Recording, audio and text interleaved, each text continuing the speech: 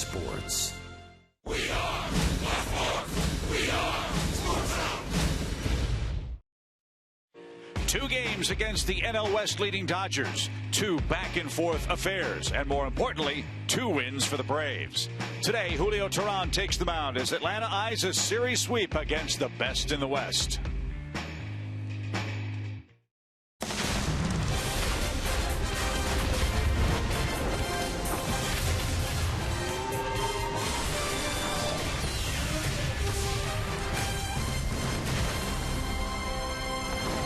It's a summer scorcher here in Atlanta, Georgia. A noon start. Temperatures expected to climb into the mid-90s. But you know the Braves are ready for action. They go for a 3-game series sweep over the Dodgers, something that hasn't happened here in Atlanta in 2 years. So get your sunscreen on, get a cool beverage, and hopefully you'll enjoy a ball game featuring Julio Teheran and Mike Bolsinger. Chip, Joe, and Tom with you. Game 3 of the series. Who better to extend this winning streak for the Braves, Joe, than Julio Teheran, who's been dominant so far in his home mound? He's been good. Tom, you've got Julio, and he's been great here at home. He has. Well, that's the good news. A little bit like we talked about with Alex Wood last night. His good ones have been good. His bad ones have been bad. But at home, he's been spectacular. 9 home starts, 5-0 with a 2.18 ERA. So look for him to go out there today, try to build on that success here, and Chip, hopefully bring home that series sweep. You're right. Got it out of order. Mike Bolsinger's going for the L.A. Dodgers. He was a cash acquisition from the Arizona Diamondbacks and a very pleasant surprise in the early going for L.A., but times have been a little tough for him lately. 27 years old out of the University of Arkansas, and he's been a welcome addition to the rotation. He's had a little bit of a rough time lately. You see his last 6 starts aren't as good as his first few starts were, but this is a guy, we were looking at the numbers today, and it's odd. He doesn't throw many typical 4-seam, 2-seam fastballs. All cutters, great curveball. We'll see how the Braves react to him today in a day game. It is a day game. It's hot. The Braves are ready for action. Game 3 of the series. The dynamic duo at the top of the order has been pacing the way for the Braves offense. Cameron Maybin and Nick Markakis are sizzling. So's the weather. We'll have the Braves and Dodgers Game 3 coming up in a moment. Atlanta Braves baseball is presented by Academy Sports and Outdoors. Right stuff, low price, every day.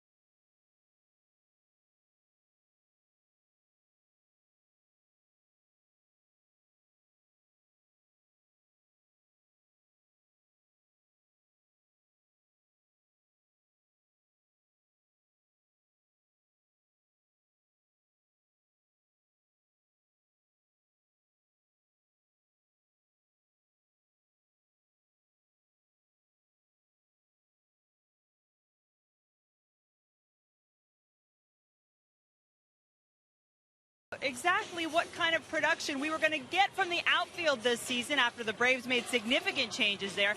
No Jay Hay, no Justin Upton. But I tell you what, the M&M combo of Cameron Maybin and Jason Markakis have been, shall we say, pretty sweet. These two doing a little bit of everything. Maybin is 1 home run, 1 RBI away from his career high in a single season. Markakis holds the major league record for most consecutive errorless games by an outfielder, and our Georgia Lottery hitting the jackpot looks at some of their numbers. Markakis leads the team in hits overall, and against the NL West has just been killing it. Maybin has said he feels at home this season at Turner Field, and it shows at home. How about those 20 RBI here at Turner Field? So these two will hope to get things going offensively for the Braves. Keep up some good offense from games 1 and 2. Meanwhile, Julio Teheran looking to bounce back from a short start last time around. Braves Dodgers coming up after the break.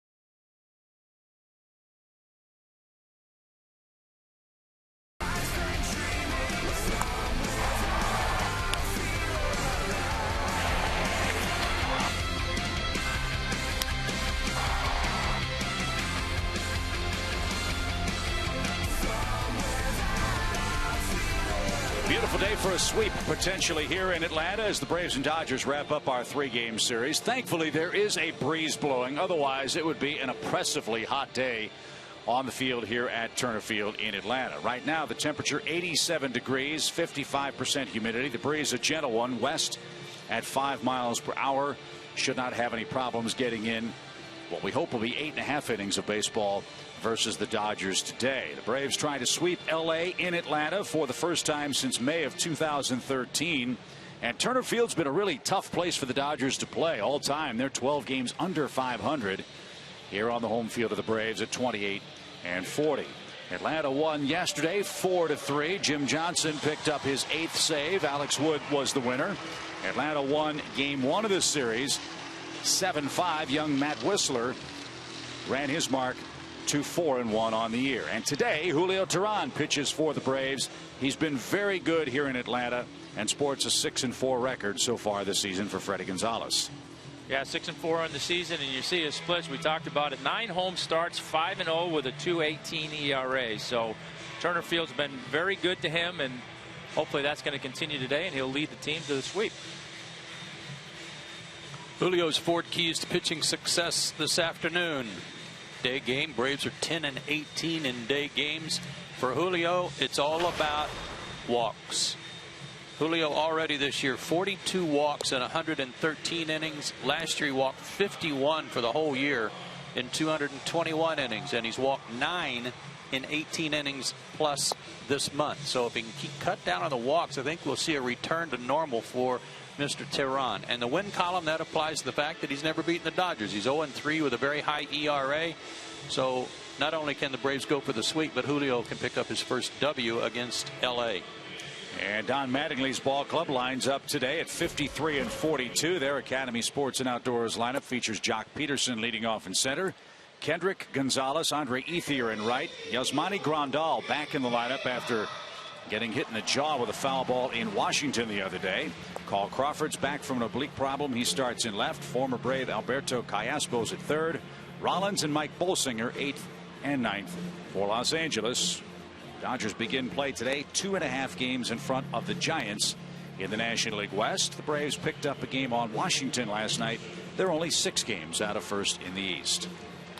Wasn't so long ago, Tommy, I remember coming out of the All-Star break and the Braves were about 10 games behind the San Francisco Giants, and you guys got that turned around pretty quick. Yeah, we did, and that was always kind of the theme. You know, you try to play well going into the break, come out of the break playing real well, and you know, when you're down a couple games in the standings, you know, the sense is always you're one good week away from getting back in it. Right. And, you know, see if the Braves can get on a run and couple that with the teams ahead of them struggling a little bit. So this is Jock Peterson, the Dodgers center fielder. He's 1 for 9 in the series so far, hitting .227, but has 20 home runs. Peterson's hit a 9th inning single here on Monday. He's only struck out once in his 9 at-bats in Atlanta. And Teheran's first is off the plate, 1 ball, no strikes.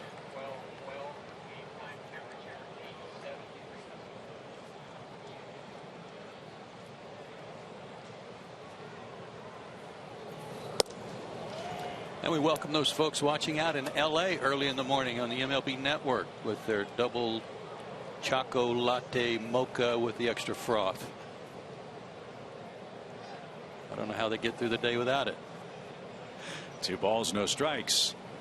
If you had to face that traffic driving into downtown L.A., you'd need a triple.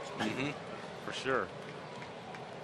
It's got to be kind of nice, maybe waking up 9 o'clock in the morning, get to watch a ball game.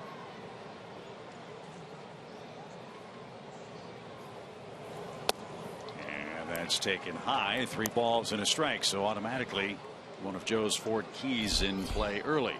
Teheran in danger of walking the Dodger leadoff man, Jock Peterson. Yeah, it seems like in his bad games it's either been the walk or the home run ball, but no question he needs to cut down on the walks. I'd rather see him give up solo homers than be walking guys. Me too. That caught a corner. Peterson was on his way to first.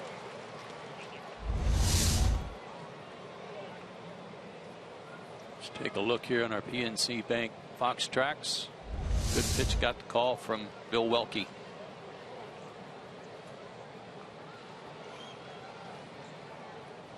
Now Julio's cut down on his homers, so that's one step in the right direction.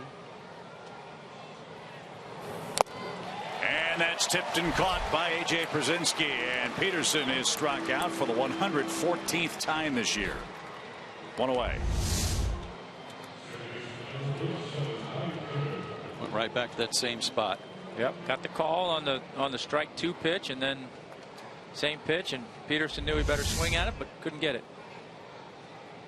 So nice rally by Teheran. That brings up Howie Kendrick. The Dodgers second baseman has a pair of hits in the series. He's knocked in 3 runs. 2 RBIs Monday, an RBI single last night. Interesting note on Howie Kendrick. Dodgers entering this series were 23-2 when Howie Kendrick had an RBI in the game. The Dodgers have lost both games in this series despite Kendrick's offensive production. Well, he's made an impression on me. He may only have 2 hits, but he's hit the ball hard virtually every time up. I was asking Nomar Garcia-Parra after the game last night, who does some analyst work for the Dodgers broadcasts, about him, and he said he gives you a professional at bat every day. Well, back quickly. No balls, 2 strikes. Career .292 major league average. All of that with the Angels prior to this season.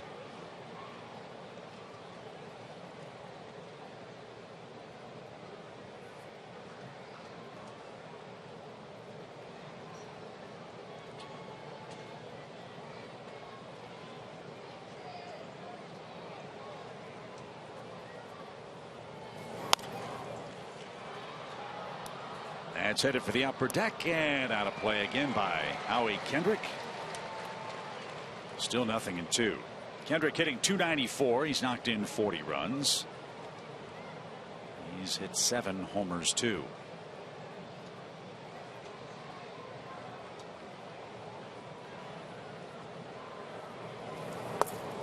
It's way outside. 1 ball, 2 strikes. Braves caught a big break in this series. They have not had to face Clayton Kershaw or Zach Greinke. That's the fate of the New York Mets. That's where Los Angeles heads next. They have a 4-game series beginning tomorrow in New York. And a swing and a miss. That exploded down and away, and Kendrick missed it by plenty. 2 strikeouts to start the day for Julio. Tried the slider, the pitch before, went back to it. A little bit closer to the plate in terms of where it started, and Kendrick couldn't lay off. A little flatter too. Yeah. Made it look more like a fastball, I think.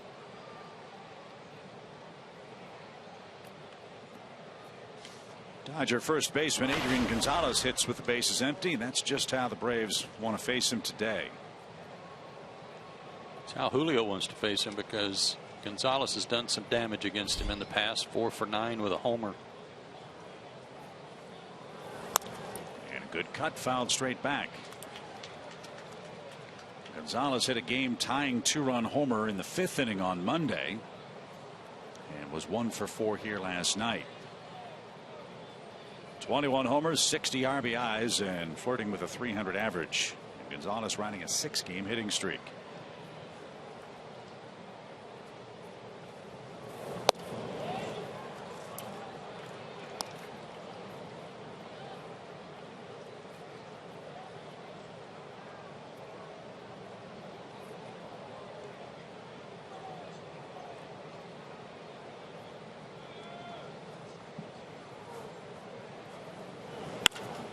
That's launched down the right field line, but yanked foul.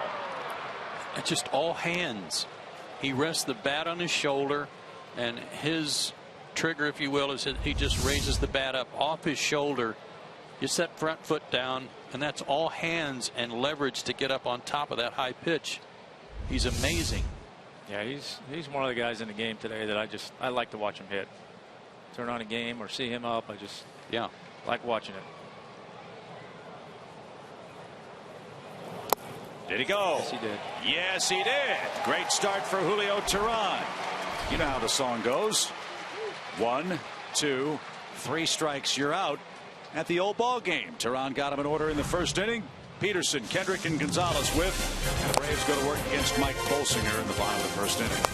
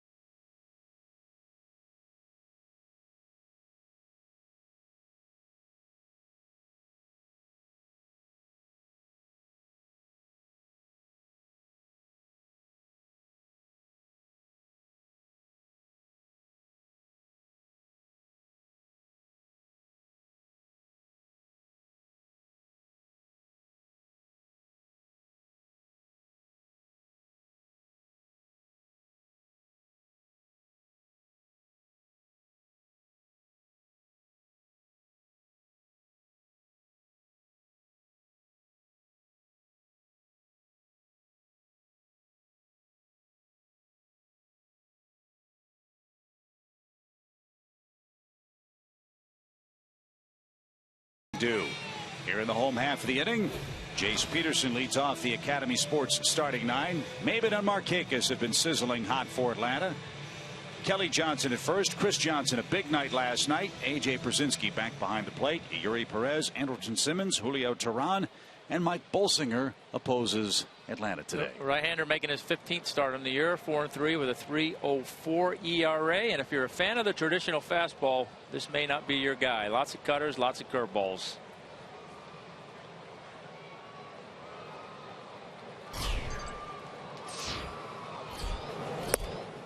I like what you said before the game, Tom. He uses his fastball as a changeup. Yeah, and there are some guys that do that, and throws lots of cutters and lots of curveballs and fastball counts. Bolsinger got off to a great start for Los Angeles, and one shudders to think where they'd be without him. And there's his pitch breakdown: 39% curveballs, 38% cutters, 1% fastball. So just a little bit different way to get it done. I'll be interested to watch this. Ground ball. Kendrick diving stop and from his knees takes care of Jace Peterson.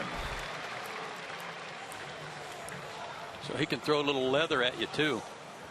It's the second or third time in this series he's done this to one side or the other. Terrific play.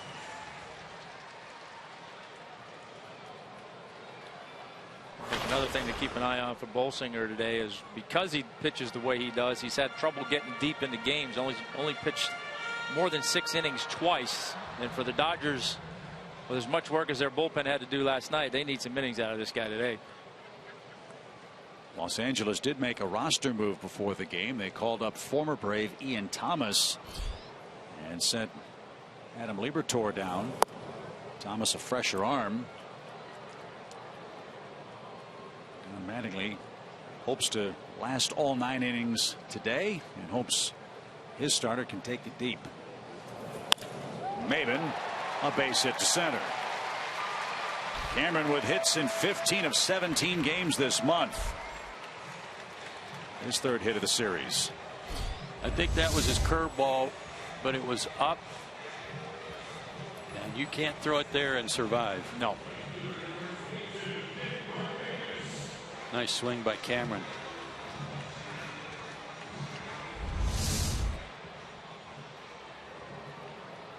Let's see if Maben thinks about a stolen base here. He's got 16 of them. And Nick Markakis in the batter's box. Nick's had a good series. 4 hits. In fact, Nick has individually hit for the cycle over the last 2 games. The home run, his first of the year.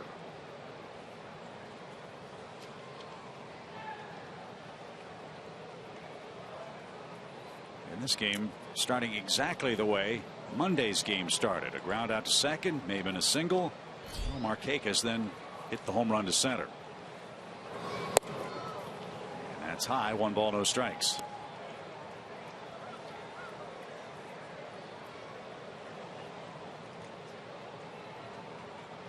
Grandal at 25%, throwing out base stealers.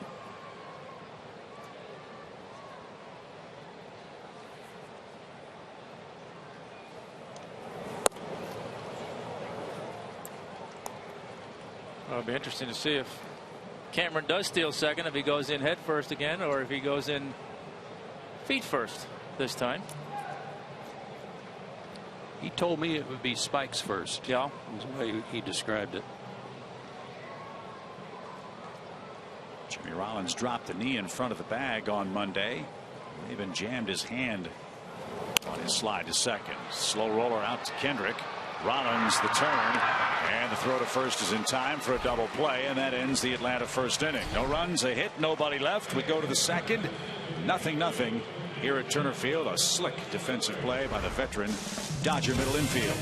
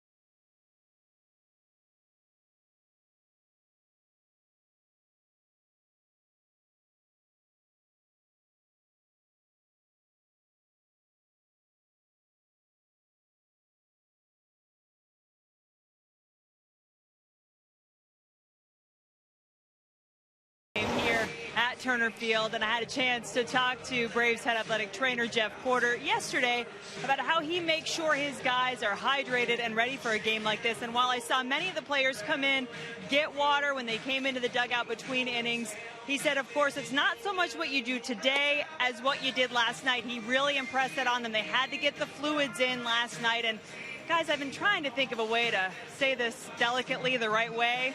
Jeff said he was going to leave that up to me. But the key to make sure they're hydrated is if you're drinking water, you want it to look the same color going out as it does coming in. Nice and clear. Does that cover it? Well, thanks, Jen. That was well done. Learn something new every day. And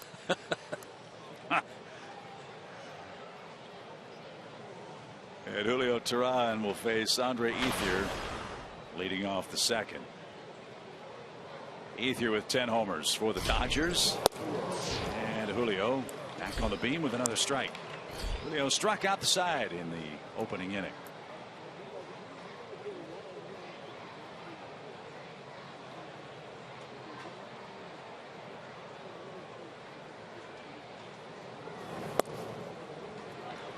Painted a corner. It's 0-2. If nothing else for the Braves, this series will be very good practice for what's coming up on the upcoming road trip. Braves are off tomorrow and kick off a 3-city journey on Friday. And Ethier didn't get it. 4 up, 4 down via the strikeout for Teheran. Good fastball up and away. Yeah, good pitch. Elevate the fastball with 2 strikes. He's had good command on that outside part of the plate so far.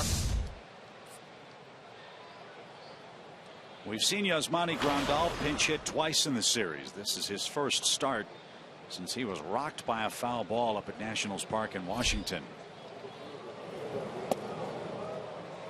The ball hit him right at the base of the catcher's mask, and we were told he thought he actually broke his jaw. That's how painful that blow was.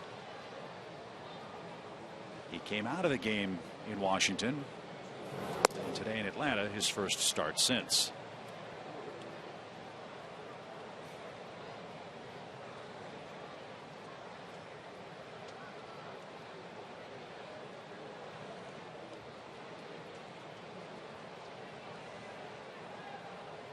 Two balls, no strikes. And when you watch a shot like this, it makes you wonder how a man can stay in the game. He couldn't this time. Surprised it doesn't happen more often, to be honest with you. And another thing, another telltale sign there about how direct it was that the ball dropped straight down. Yeah. Didn't go anywhere, didn't glance off, went straight down.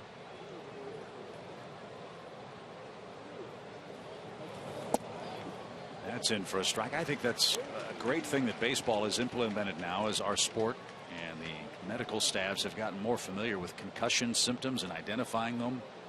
The 7-day concussion disabled list now.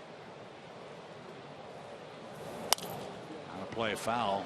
Rather than a 2-week stint, you give a player 7 days to get oriented once again. Yeah, no, I mean, I don't, obviously they have those baseline testing, and to a certain extent, you can't fake that, obviously, but if there's any gray area in a player where he thinks he can fake his way through something, he's much more likely to do it if he thinks he's facing 2 weeks in the DL versus a week.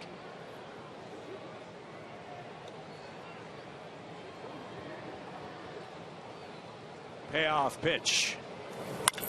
And sharply hit. Kelly Johnson can't come up with that at first. That's a hit.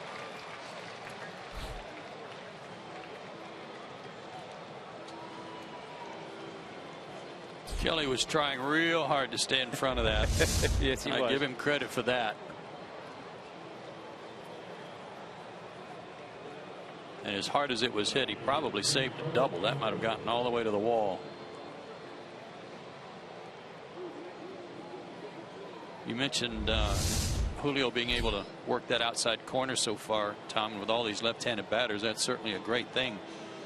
But that's got to come from a little bit of confidence. You hit it once, hit it twice, hit it 3 times. All of a sudden you go, okay, I got that today. Well, that and the first one that he really went out with on Peterson, it maybe was a little off the plate. He got that call you know, that gives you confidence too that, hey, you go back there or you go there consistently, borderline ones, you're going to get that call. Carl Crawford is back for the Dodgers.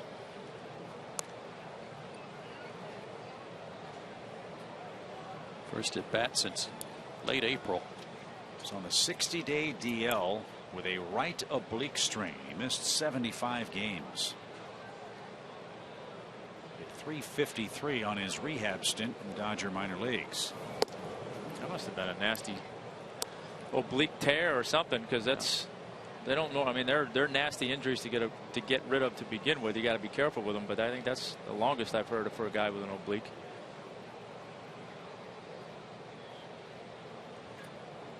1 ball, 1 strike. And fouled away by Crawford. It's 1-2. If you weren't with us last night, we talked about Carl Crawford and the early days of his career down in Tampa Bay, and how I think we all agreed he was one of the best players in the game because he could do so many good things, but especially his speed and how it impacted a game. Was not able to translate that success to Boston, where he battled injuries a lot before coming to LA. Swing and a miss. Man, his slider is just zipping past these Dodger hitters. That's 5 strikeouts for Toronto already. 4 left-handed batters. I know he's got one that's got better tilt, Tom. Yeah.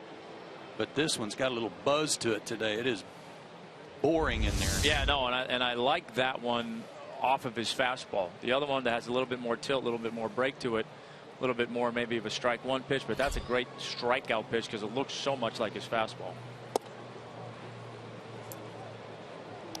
And as well as he's locating his fastball today, you know, 90, 92, some of these guys maybe feel like they got to cheat a little bit to get to it, and if it's that slider, you're going to see some funny swings.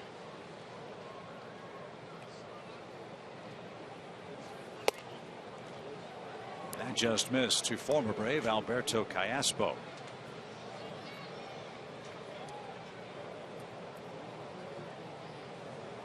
Since putting on a Dodger uniform, Callaspo's knocked in 4 runs and is hitting .250.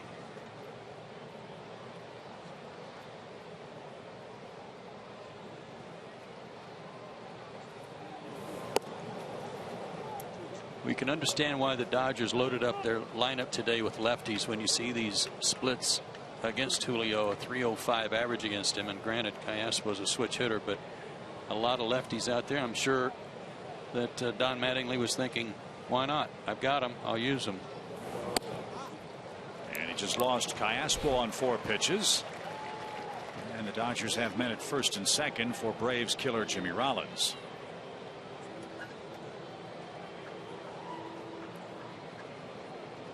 First year for Rollins outside of Philadelphia. It has not gone well at the plate for him. He's hitting just .204.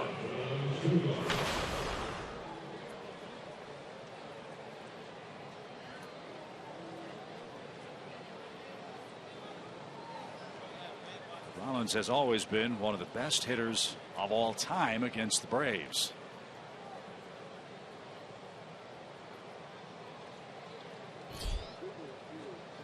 Top 5 rankings all time since 1966 in at bats, runs, hits, doubles, triples, and total bases against Braves pitching, and that was during an era when the Braves had a lot of real good pitchers.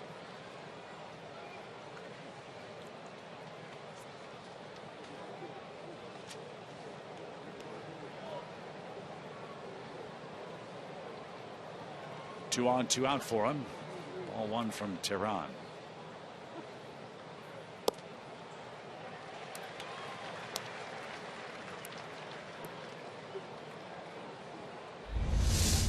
Change up. Got another call on the PNC Bank box tracks. It's a getaway day. That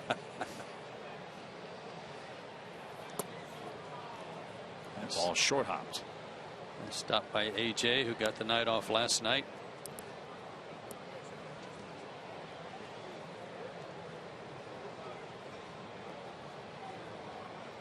Grandal singled. Callaspo walked on 4 pitches. Ethier and Crawford have struck out.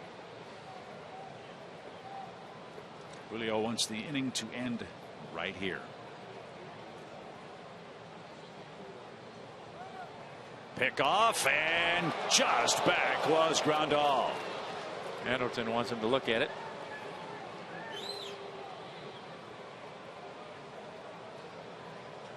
Carlos Tosca chatting with Horacio Ramirez.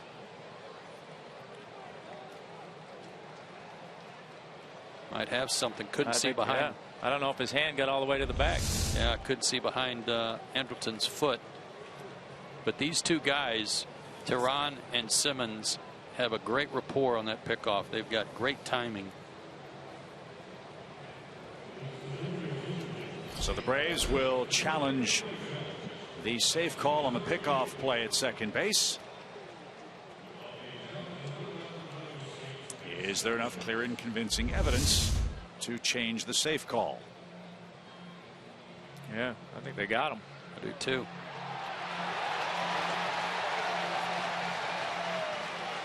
Outfielders are running in like they know he's out. It's kind of funny. Wow. Grandal's on his way to the dugout. Yeah.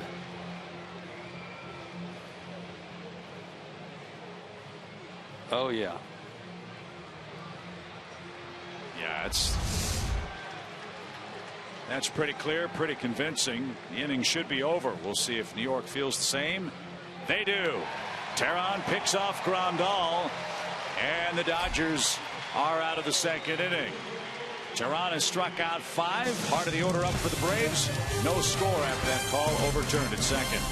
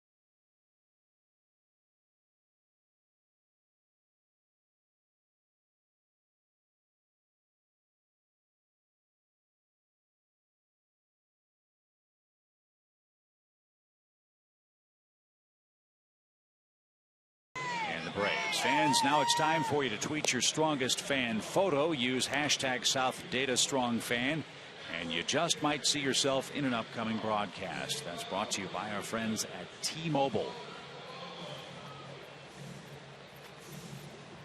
So the Dodgers got a hit and a walk, but Julio Teheran took care of Grandal with a perfectly timed pickoff play. And that sends our game to the second inning, where Kelly Johnson, Chris Johnson, and A.J. Pierzynski are coming up. The KJ, CJ, A.J. portion of the Atlanta lineup card. Dangerous combo.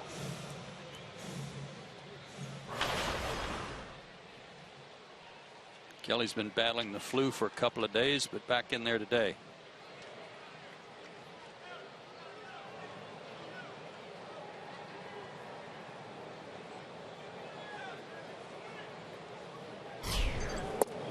And outside for Kelly Johnson.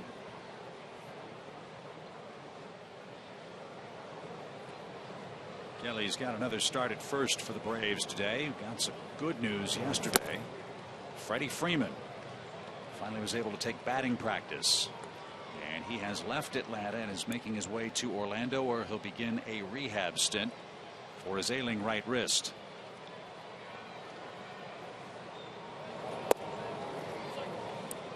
One ball, 2 strikes. It's easy for me sitting up here, but this guy's long arm action would lend itself to. Kelly to right. That's in for a hit. Big turn at first, but he'll stop there. That's the second Atlanta hit. Would lend itself to being able to pick the ball up real well out of his hand. Now picking up the spin, that'd be a different task. But right. See this long arm action and right over the top. Good swing on that breaking ball down and in.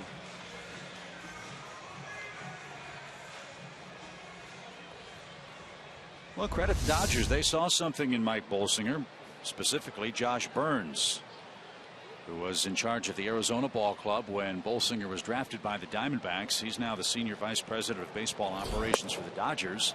They got this guy in a cash deal from the Diamondbacks, where he went 1-6 last year, a mid-5 ERA.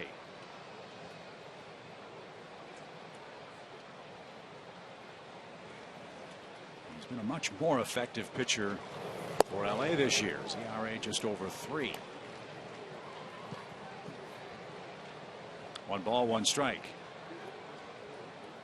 Chris rewarded today after a good night last night. 3-hit game. He gets the start at third base instead of the former Dodger Uribe.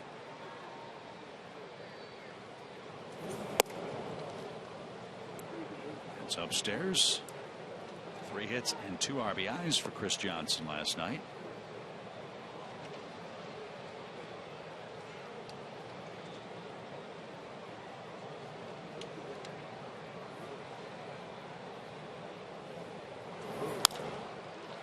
That's served toward right, and no play for Andre Ethier. It's funny watching those everyday guys when they get a day off and they're on the bench. Their bat's usually not very far away. Those fans who caught that foul ball looked a little lost. Did you notice the hats they were wearing? Did not. The Expos and the Giants. Oldie but a goodie. Yeah, 2 balls, 2 strikes. And Chris didn't get it. He's down swinging. That's the first strikeout for Bolsinger. 1 on, 1 out.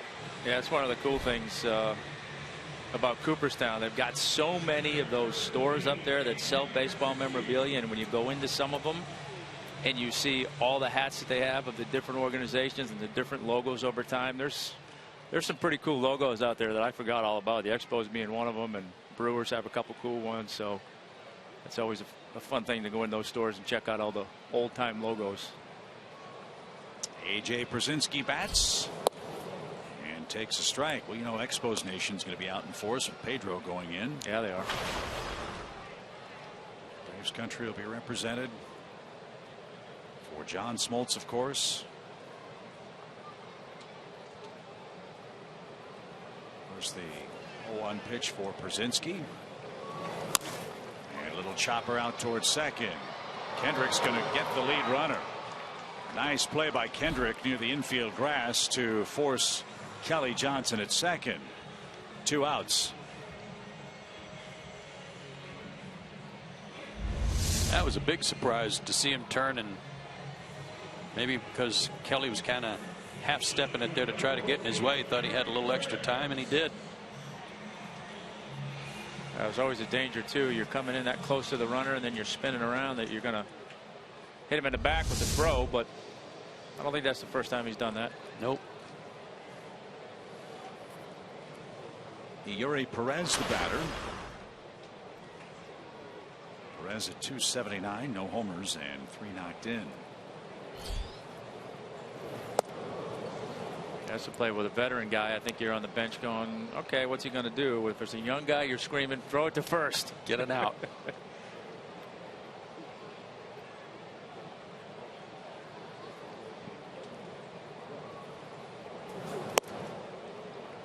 Perez has picked up a lot of playing time of late. He's been swinging a hot bat. Hitting 279 and the game-winning hit against the Cubs on Friday. He's had a good homestand. Made the good throw couple of nights ago to throw out Gonzalez at the plate. Had a good play last night, deep on the warning track against the wall off Puig in a tough spot late in the game.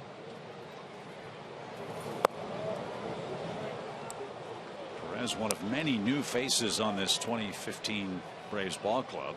Braves have used 51 different players and 30 different pitchers this year.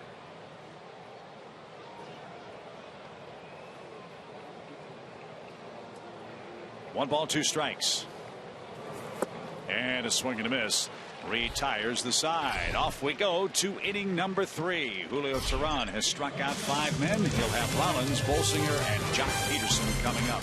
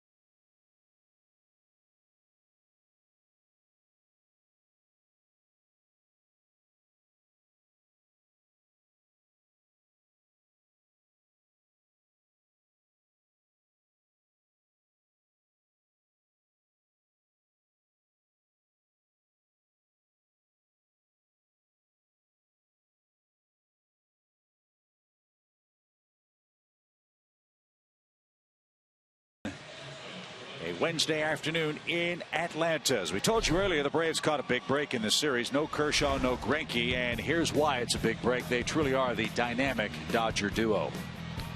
Kershaw's back on track. His last 4 starts, an 0.58 ERA. Greinke has that tremendous streak going of 43 plus consecutive shutout innings. And what are they combined for right now? 63 2/3 scoreless. So they go to New York and they hook up Kershaw with Bartolo Colon, Zach Greinke against Jonathan Neese, and then that series flip-flops because then the Dodgers have got to deal with Matt Harvey and Jacob deGrom.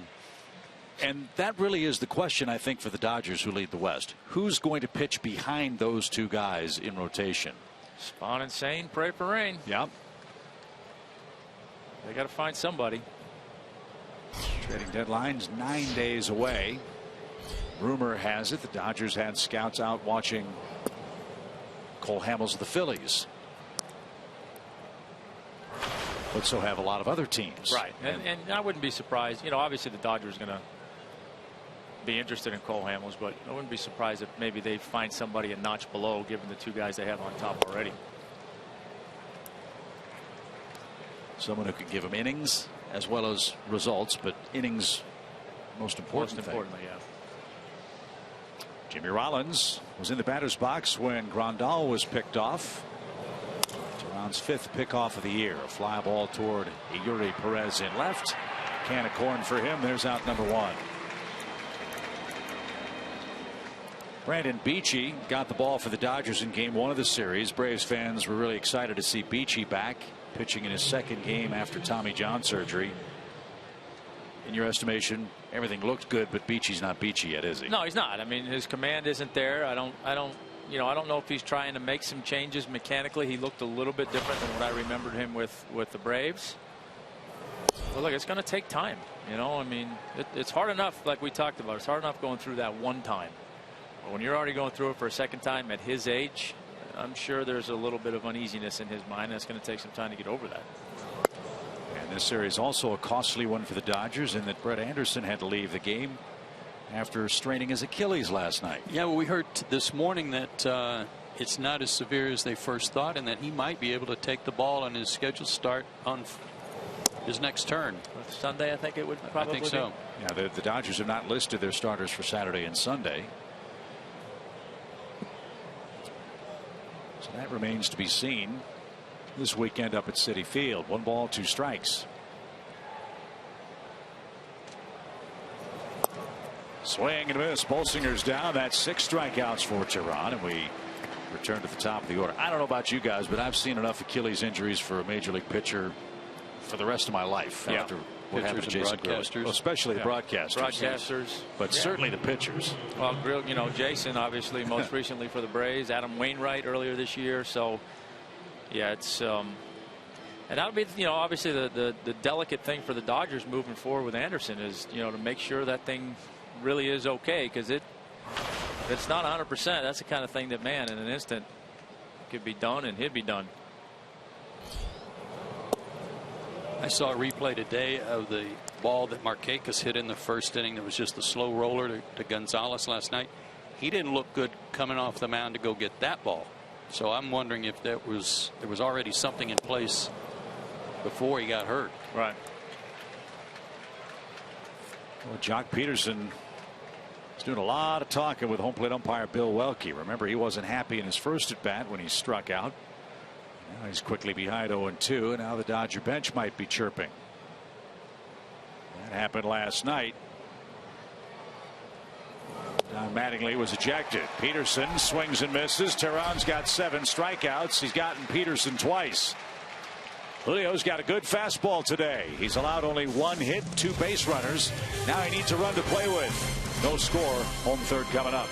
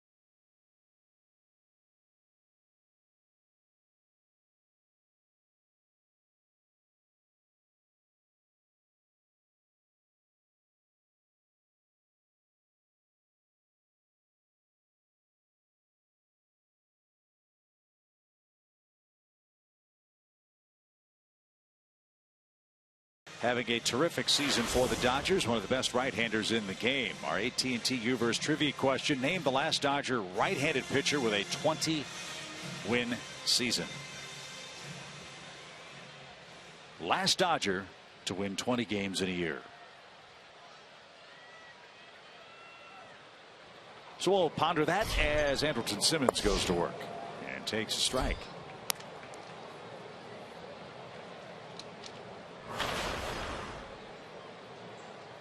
Simmons has gotten on base 3 times in the series. He scored a couple of runs.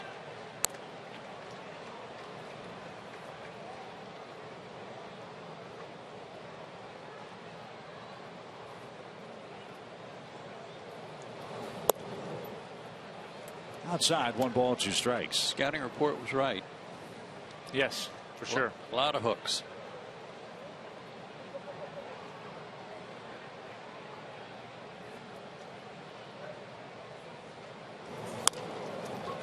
Little flare towards center. Jock Peterson can't get there. And on a 1-2 count, Simmons reaches and Bolsinger beside himself.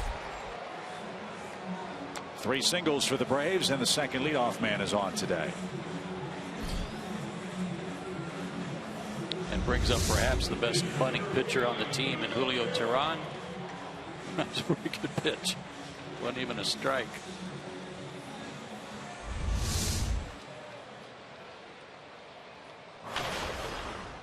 Seven sacrifices for Julio and only 4 strikeouts. Yeah, 4 strikeouts and 30 at bats.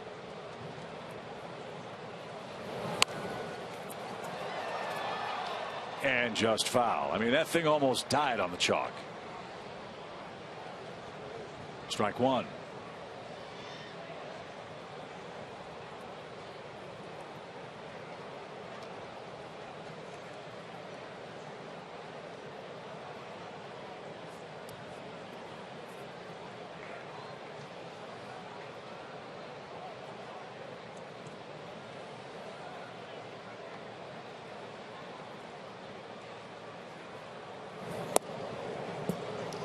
Oh, and 2.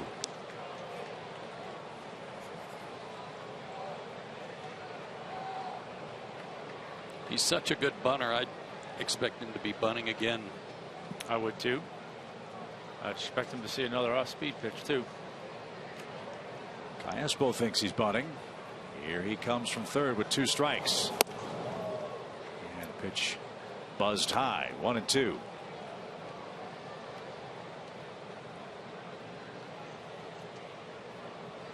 It's Bo Porter, the Braves' third base coach.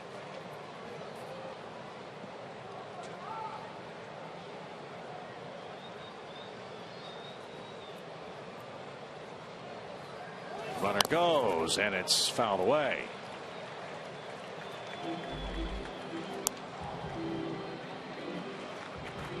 So Julio got a chance to swing the bat, fought it off, stayed alive. Simmons back to first. Oh, that's one of the things you can do with him because he doesn't strike out. You trust him to make contact, put the ball in play. And it was an obvious attempt to hit the ball on the ground just to protect the runner. Let's see how aggressively Callaspo comes in at third. He's dancing around over there.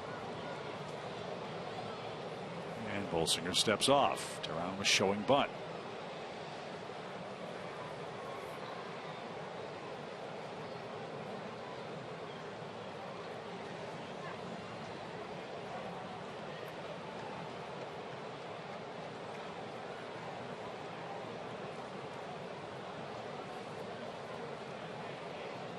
One, 2, and a line drive. Rollins couldn't catch it, then he kicked it away. Holy smokes.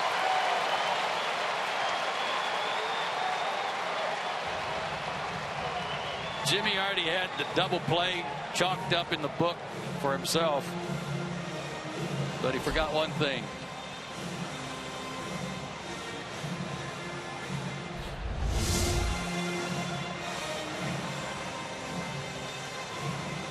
He timed the leap perfectly. It popped out of the glove. And then the boot. It's a hit for Teheran. First and second. Nobody out. Let's see if Jace Peterson's bunting.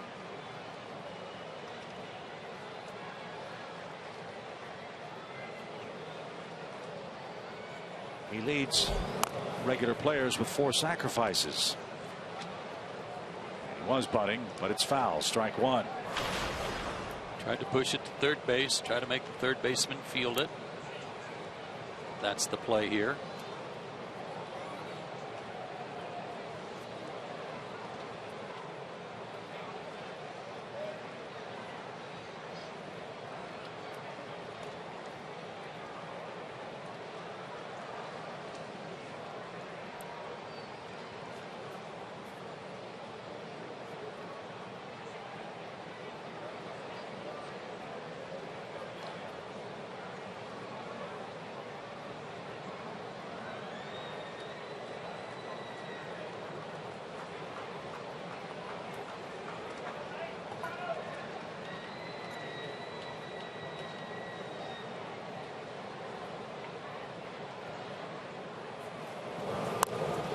The bunt is to third, and only one play. Nicely done. Sacrifice for Jace Peterson.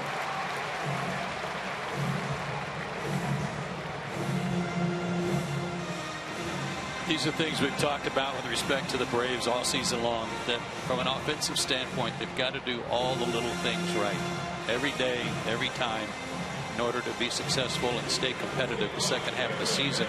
If they want to be in the hunt, they've got to do those little things.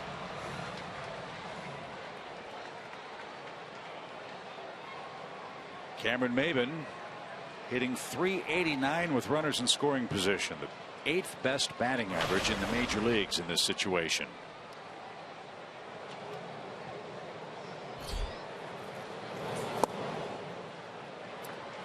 One ball, no strikes.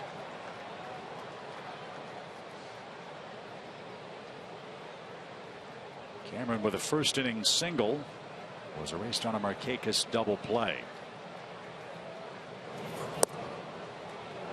Even count. This is a situation, though, last night, Chip, where the Braves got a couple runs in the first inning without getting a base hit. The infield was back. Markakis and Chris Johnson put the ball in play. Same thing would apply here. Yeah, you love a base hit, but worst case scenario, you hit a ground ball up the middle. You're going to score a run, move the other guy over, productive out.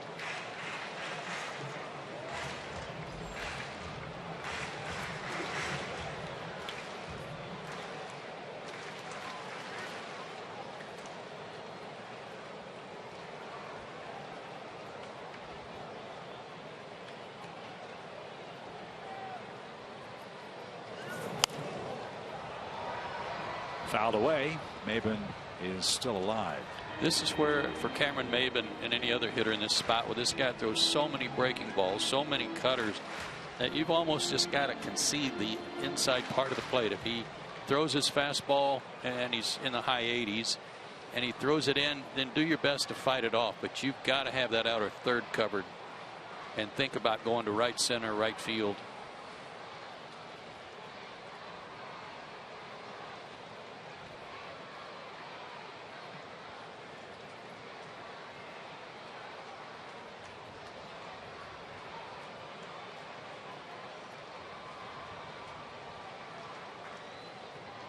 Got an aggressive base runner at third base in Simmons, who more than likely is going on contact unless it's right back to the mound. I know a lot of guys in two-strike situations will tell you they look fastball and try and adjust, but I don't think you can look fastball off this guy. If he does, you got to tip your hat. Just missed outside.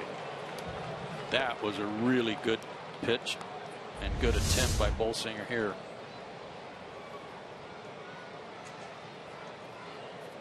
If that was his cutter and there was a little bit of movement there, it broke enough to not get the call. 2-2. Ground ball toward Rollins. He has to give ground. Long throw, and the scoop at first is in time. Maybin put it in play. That brings home Andrelton Simmons, and the Braves have scored the game's first run. ABC Baseball. Teran at second, 2 outs for Markakis. Just a good big league at bat right there.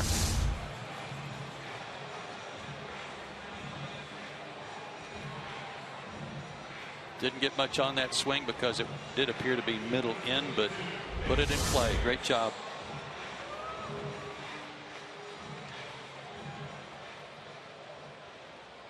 .45 RBIs for Cameron Maybin now. And Julio Teran does have a run to play with. Here's Markakis. Nick was doubled up in the opening inning.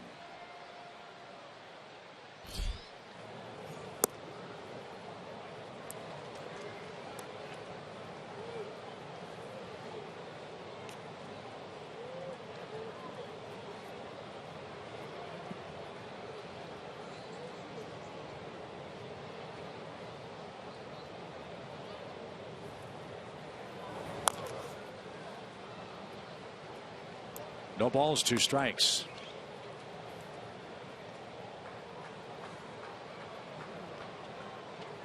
Nick has been racking up the extra base hits in July. He's got 8 of them.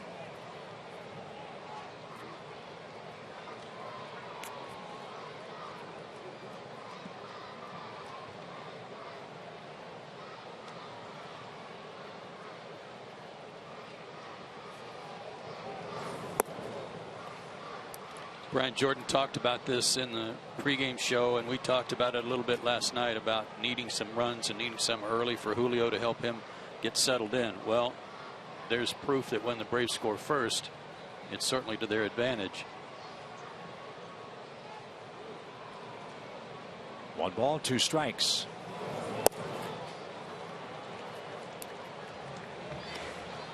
Dodgers pitching Markakis very carefully. You understand that. Kelly Johnson waits on deck. Markakis, the Braves leader in hits with 103 this year.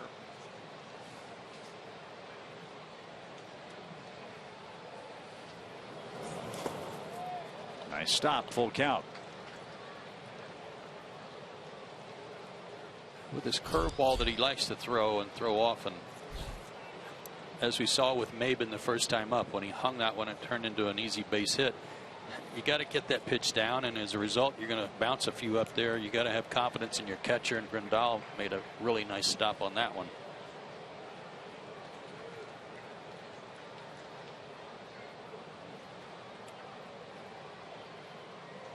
Wolsinger has stepped off a lot in this inning. Now he's ready with a 3-2. And it's out towards second. Big hop for Kendrick. And that retires the side. Atlanta cashes in a leadoff hit for Andrelton Simmons. Cameron Maben brought him home with a ground out. And Julio Teheran has a 1-0 lead.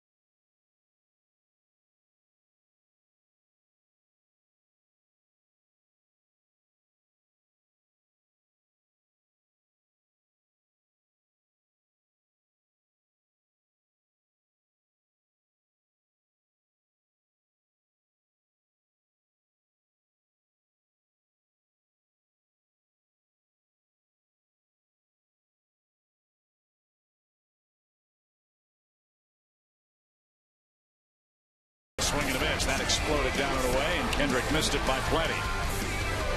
Swing and a miss. Man, his slider is just zipping past these Dodger hitters. Teheran's got 7 strikeouts. He's gotten Peterson twice. Great start for Julio Teheran. And he leads 1-0, and you'll see his line. Our Zaxby's indescribably good play today. Yeah, I'd say that's pretty good. One time through the order, he had 6 strikeouts, and then he got Peterson again. He's got 7 altogether and a pickoff. Not bad.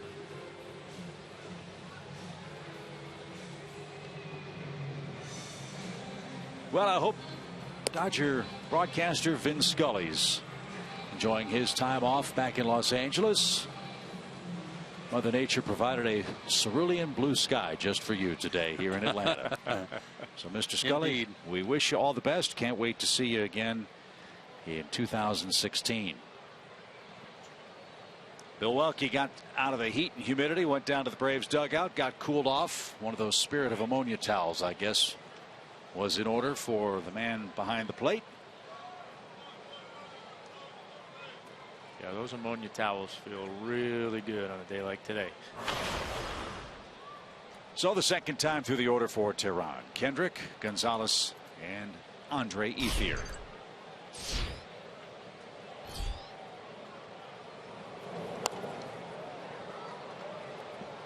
Strike one to the Dodgers second baseman, 0-1.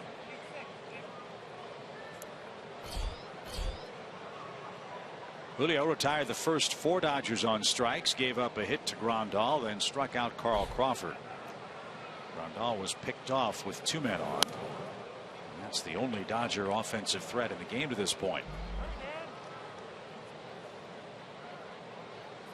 I think Kendrick a little bothered by the fact that he didn't get that pitch. Had a good swing at it.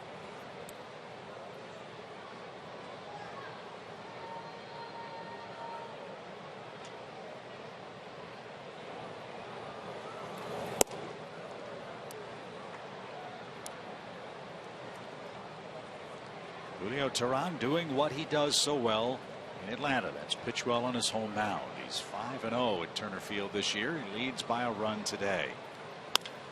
And ground ball to short. Simmons has that.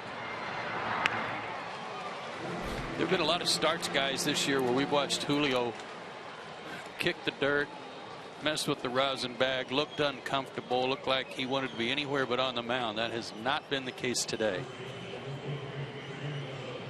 No, it looks comfortable. His command's been good. In control of everything. He's got to find a way where he's having those off days that maybe he has a little bit better body language and kind of figure something out a little bit sooner or a little bit better.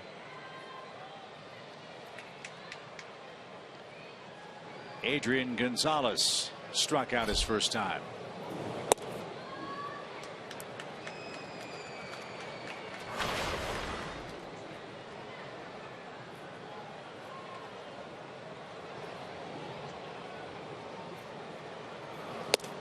This may sound strange to say, but with all the justifiable talk about Paul Goldschmidt and Joey Votto and Anthony Rizzo and Freddie Freeman, I don't know if Adrian Gonzalez gets enough credit for the great player he truly is. Teheran's going to take care of him on an easy tapper. There's the second out of the inning.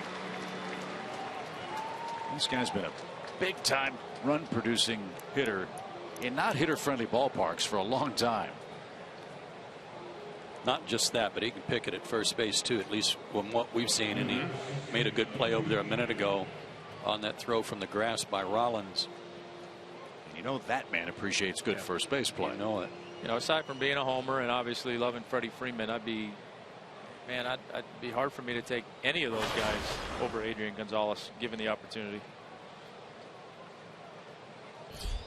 Here's Ethier.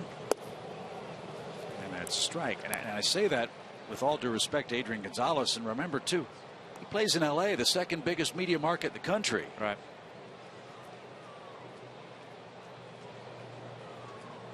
What a player.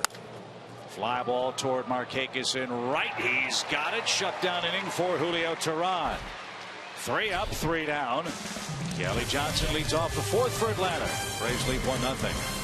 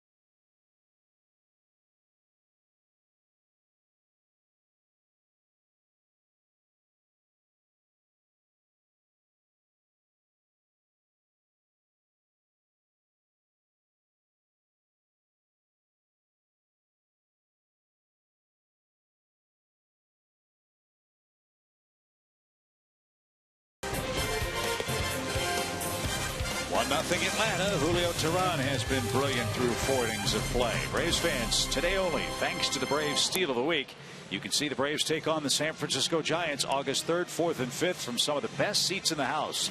Right behind home plate with Hank Aaron seats, only $60 each, including $10 in added value. That's a savings of 36%. Visit Braves.com/steal, and remember, you must buy those tickets today.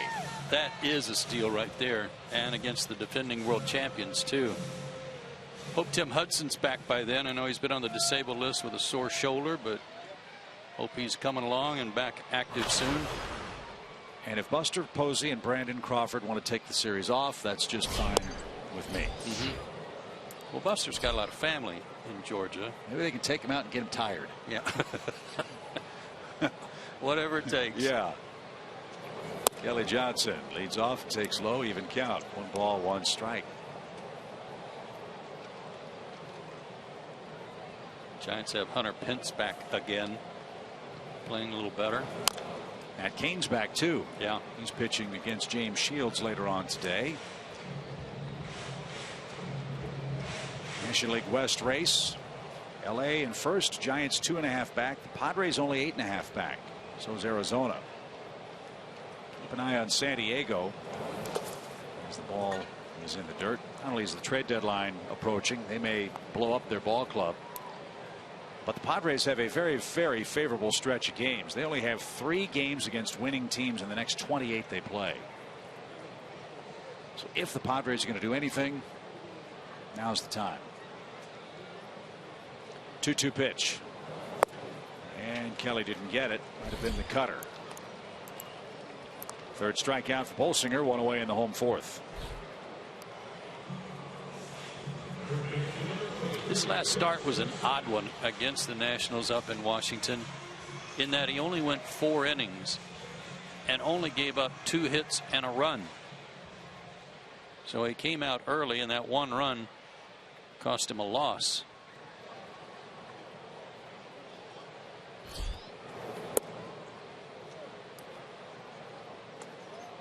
One ball, no strikes for Chris Johnson. He was Bolsinger's first strikeout victim today.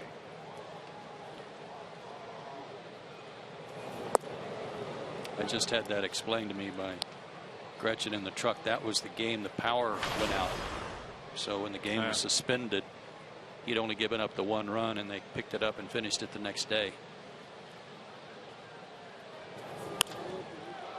Fly ball, right field. And Andre Ethier is there. 2 outs. Yeah, they had 3 different power outages at Nationals Park. Got to pay your bills. I don't care who you are.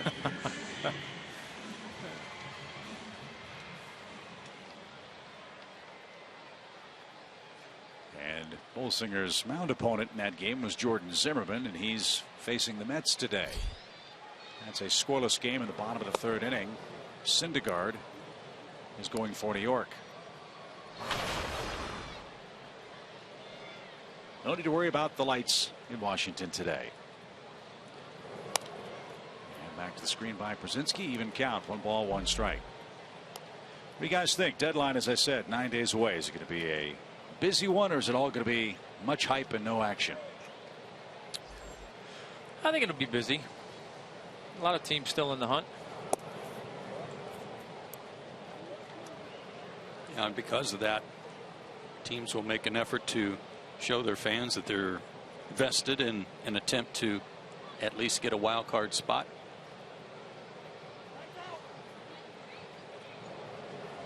Time requested and granted. 1 ball, 2 strikes.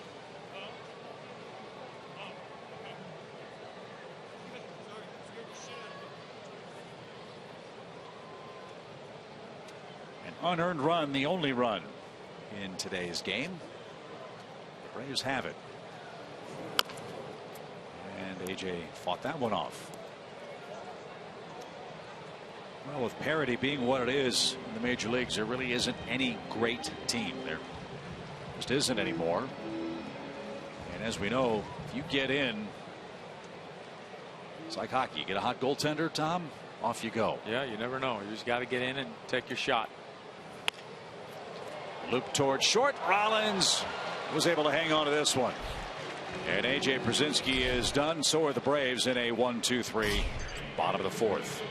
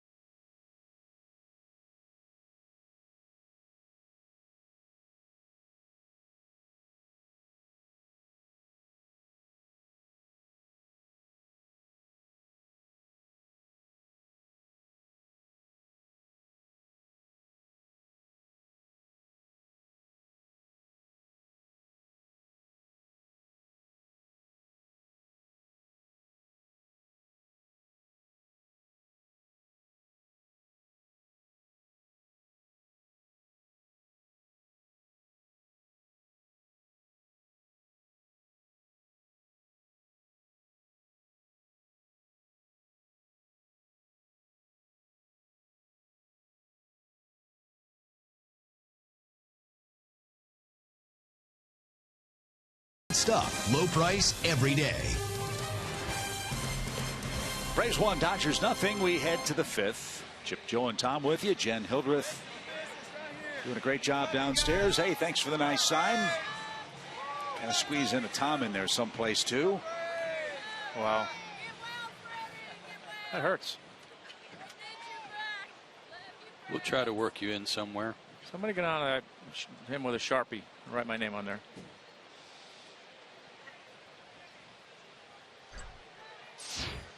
Yasmani Grandal had the first Dodger hit. A screaming line drive that ticked off the glove of Kelly Johnson at first base. 1 ball, no strikes.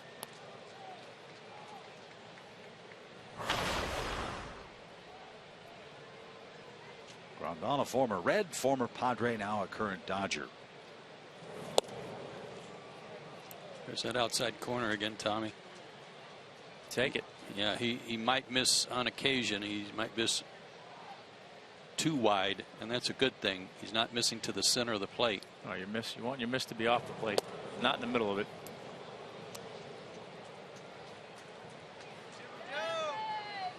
Nice. There we go. Attaboy. If he was really smart, he would have said especially Tom. Fly ball toward right. Markakis frozen, can't get there. It's over his head and up off the base of the fence. And Grandal is in at second base. What in the world happened there? Misjudged it. Yep. Just a low, hard line drive that he didn't expect to carry that far, and it did. I don't know if we've seen that happen to Nick all year. Now, sometimes you get fooled by those ones off the end of the bat that you can't tell how hard they were hit. And I think sometimes you get fooled by the line drives that are right at you. And that one started right at him, and I don't think Nick got a very good read on it. Yeah, his first move he froze was in and then froze. Not an error, as he never touched the ball. It is the second Dodger hit. And now Carl Crawford's the batter. And out of play, foul. Guy coming off a bat oblique. He is not getting cheated, is he? No. He's swinging hard.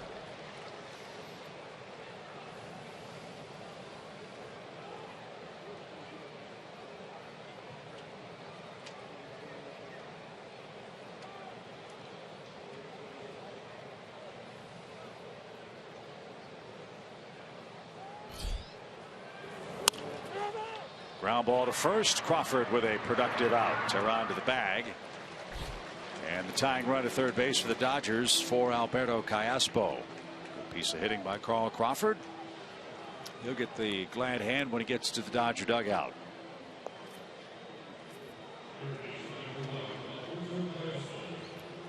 Callaspo walked his first time up, but his 2 pinch hit appearances in this series have been fly balls to left that weren't very deep. You'd like to see another one of those right here. Got a catcher running at third. We've already seen Perez throw out 1 runner at the plate in this series. Callaspo doesn't strike out a lot, just 24 times and 184 at bats. Infield in.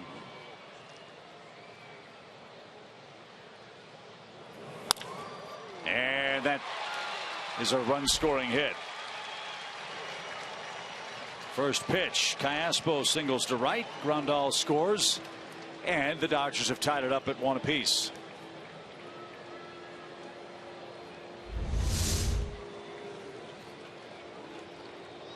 There's that miss to the middle. Yep. And that's the difference between a weak ground ball that way and a hard hit ground ball that way that gets through. It'll go in the books as an earned run, but unfortunate for Nick and for Julio that ball wasn't caught. Game is even at 1. The hits are even at 3 as Jimmy Rollins bats.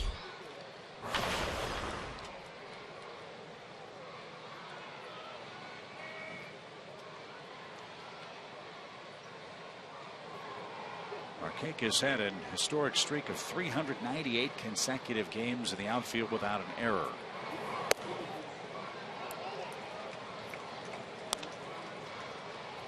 Those line drives that have some backspin on it, sometimes it turn into home runs when they're fly balls because they've got good backspin. That one was a line drive that just held its line for a long time.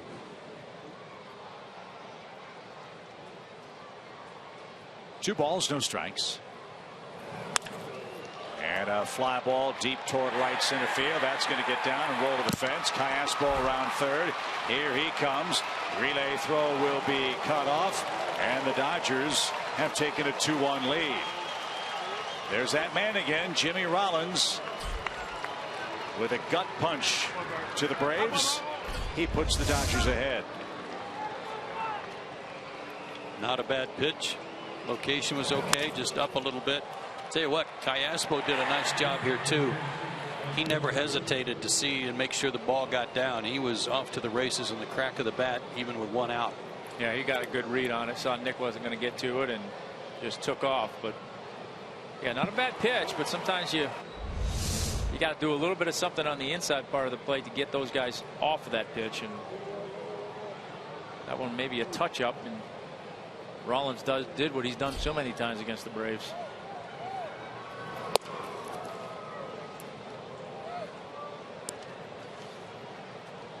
So the RBI double for Jimmy Rollins. His 270th hit all time against the Braves. His 70th double, second only to Pete Rose against the Braves since 1966. And 424 total bases. Tony Gwynn second with 430.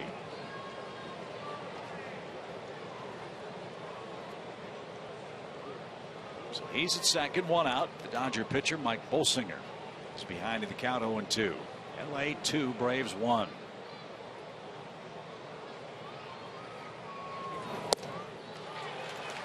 There's strikeout number 8. And we go back to Jock Peterson at the top of the order.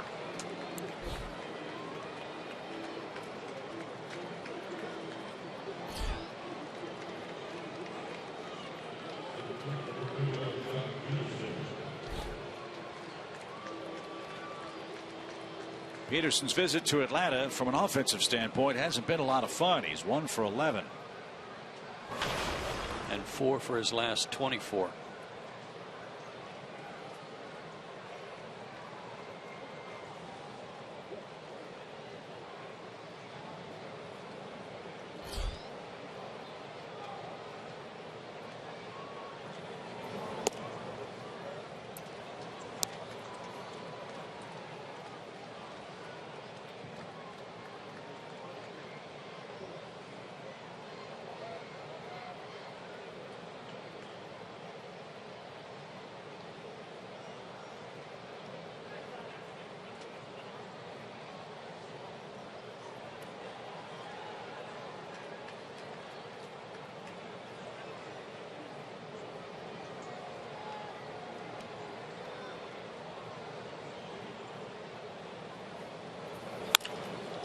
There's a base hit to right. Here comes Rollins around third. Markakis loads up. His throw cut off. RBI single for Jock Peterson, and the Dodgers have scored 3 times in the 5th inning. It's now 3-1 Los Angeles.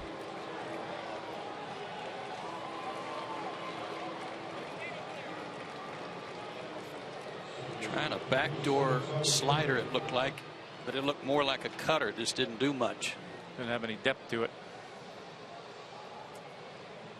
Boy, the misplay changes the entire inning. Markakis catches that. You get Crawford to ground out. Infield's not drawn in for Callaspo. Ground ball to second. Might be out of the soup. But 3 runs on 4 hits for Los Angeles, and Howie Kendrick bats. And sprays one out of play into the shade. Strike 1.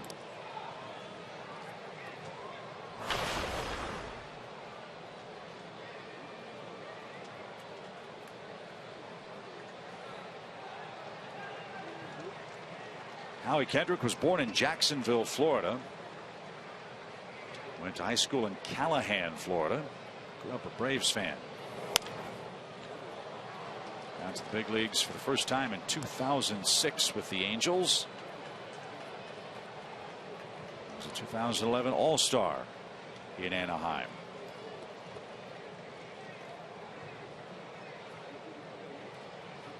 He hit a career-high 18 home runs that year. No balls, 2 strikes.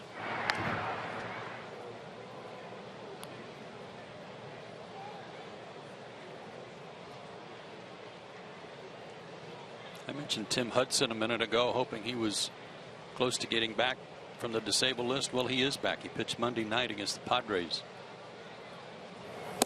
So a good chance the Braves might see him when the Giants do come back to town next month.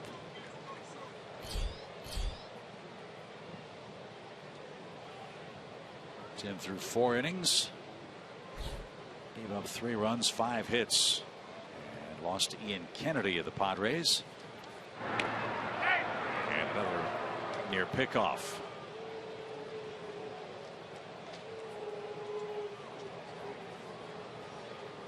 Atlanta will have the bottom of the order coming up in the home 5th.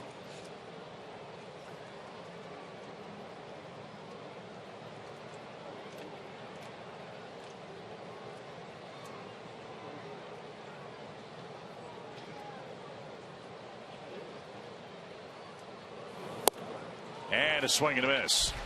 9 strikeouts for Julio. But a misplay in right leads to a big inning for Los Angeles. The Dodgers have a 2-run lead halfway through in Atlanta.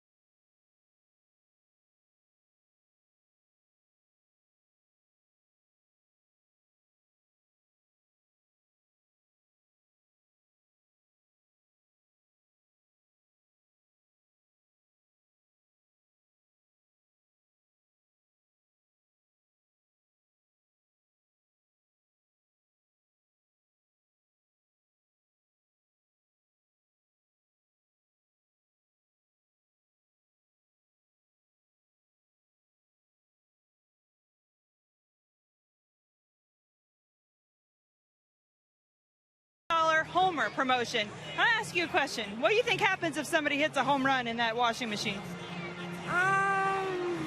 Clean ball? Clean ball. Okay, all right. It probably would be a clean ball, but that also means that Maytag will donate $1 million to the Boys and Girls Club of Metro Atlanta, which is pretty cool. So let's hope somebody drops a bomb out here. Right, guys? We get to go Braves? Yeah. They're hot. That is a great promotion. It is a great promotion. In Bull Durham, you hit the bull, you win a steak. This time you get $1 million donation. That's a long poke out there, though, up by the Braves bullpen, just to the right. Yeah, it is. We got to make sure we get everybody out of the way, so if there's a shot, yeah, nobody's knocking it down. So Mike Bolsinger, down an early run, now has a 2-run lead. 7, 8, 9 hitters are coming up for the Braves. Yuri Perez, Andrelton Simmons, and Julio Teheran scheduled. Strike 2.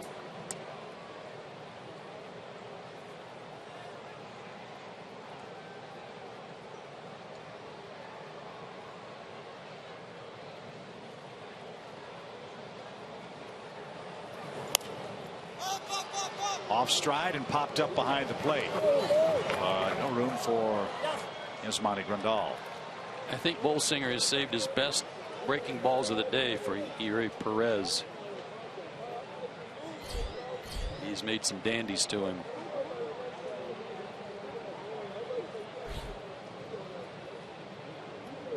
Bolsinger is born in McKinney, Texas. Still lives there. Graduated from the University of Arkansas in 2010.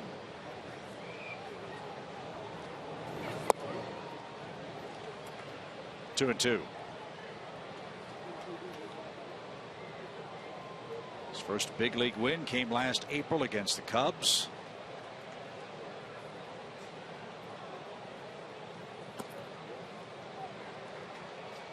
Faced the Braves last July 5th and was pulverized. 7 runs, 10 hits, and 3 2/3 innings.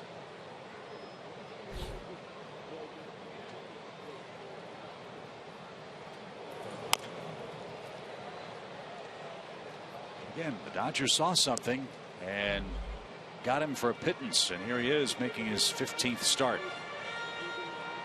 Well, as you've said before, you never have enough pitching. Turn him over to Rick Honeycutt there, who's a terrific pitching coach. Swing and a miss. Perez is down on strikes. That's Bolsinger's 4th. He's walked a few guys. He had 27 walks in 77 innings coming into this game, but no sign of any command problems so far today, even any deep counts, really. No, it's been pretty impressive. His command of that curveball has been really impressive. Practice makes perfect. Yes. Simmons pops one up. And Ethier in a few steps. That's an easy play. 2 outs.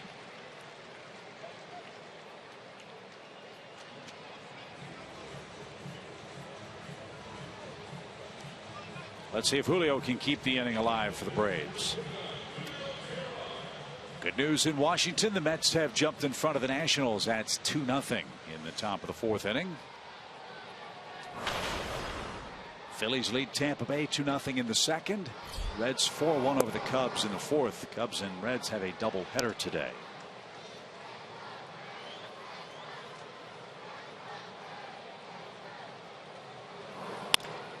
Ground ball towards short. Rollins to his left from behind the second base bag. Makes the play. Very easy inning for Mike Bolsinger, and we move to the 6th.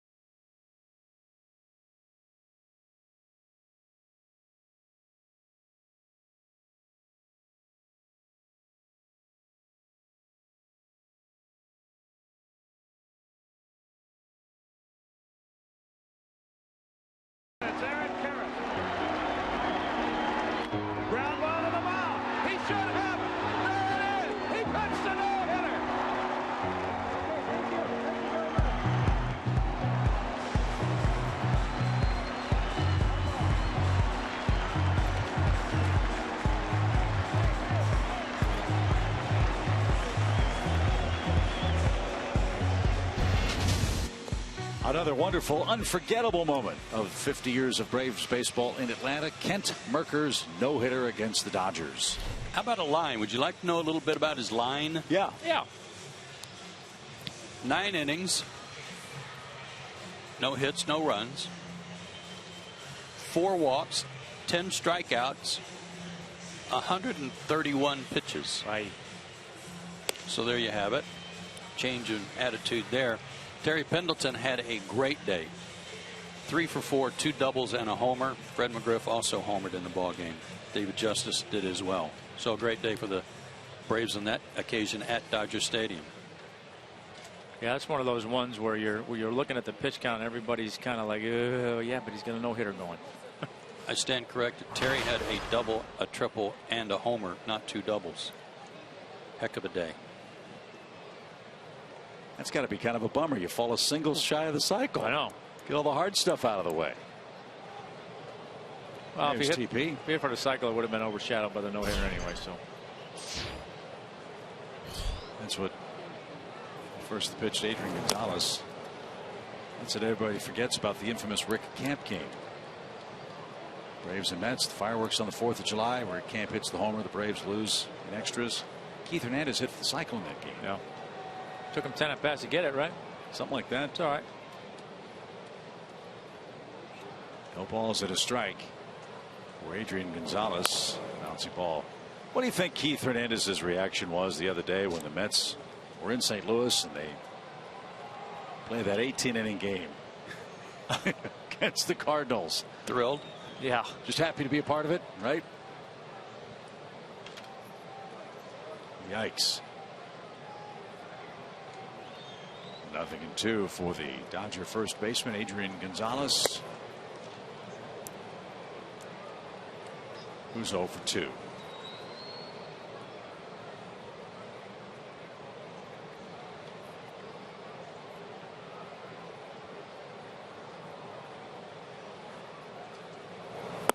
Swing and a miss. That's 10 strikeouts for Julio today, and that pitch has been on from the opening bell today. They've all been swinging by my count. All swinging. That pitch has been outstanding, as you said, Chip.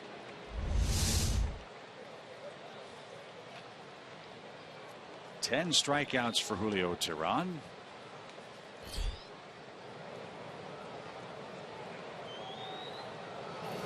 His career high is 11. You know, the last time Julio struck out 11 men, 1 year ago today. Struck out 11 Marlins, July 21st. That was yesterday. A year ago yesterday, I beg your pardon. 6th time he's been in double digits in strikeouts in his career.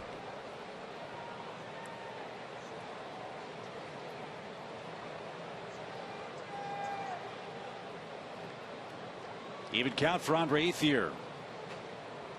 Dodger right fielder has struck out once today. So LA has some questions about the rotation after Greinke and Kershaw. They also have a glut of big league outfielders. Do you see a potential fit for the Dodgers to get starting pitching with any of their 2 handfuls worth of outfielders? Might be a good place to start to try and make something work.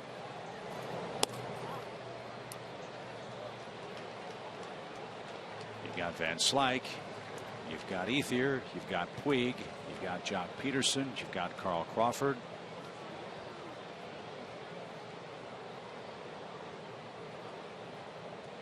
I would say it's a matter of what they think it's going to require to win the division. How many of those guys do they need to win the division, and which ones? If that's the way they went to get some help. That's off the plate. Ball 4. Ethier's aboard with a 1-out walk. You know, with the Dodgers, money is no object. I mean, gigantic payroll, huge TV deal. They'll draw well over 3 million fans again this year. Well, going back to what you suggested, this beginning of this series about Cole Hamels and the Dodgers having an eye on him.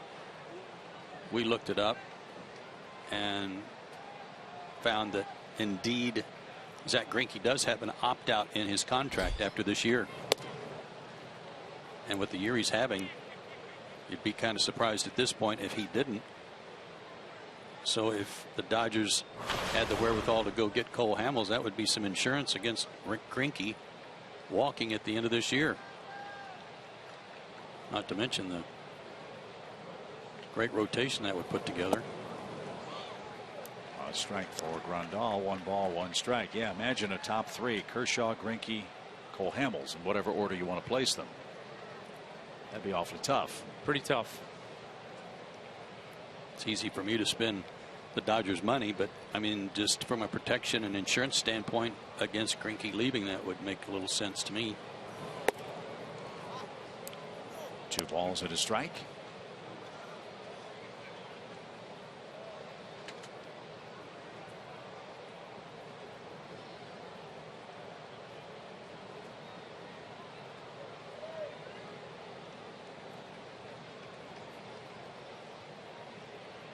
Despite 10 strikeouts, Teheran's only thrown 86 pitches today.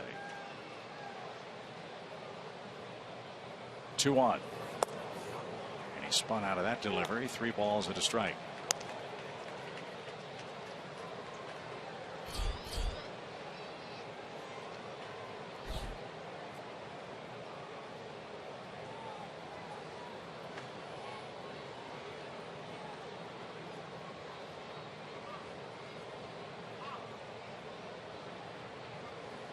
Runner goes. Pitch low. Ball 4. Grandal walks. So after the 10th strikeout of the game for Teheran, back-to-back free passes. Brings up Carl Crawford. And Roger McDowell has spotted something. He'll visit the mound.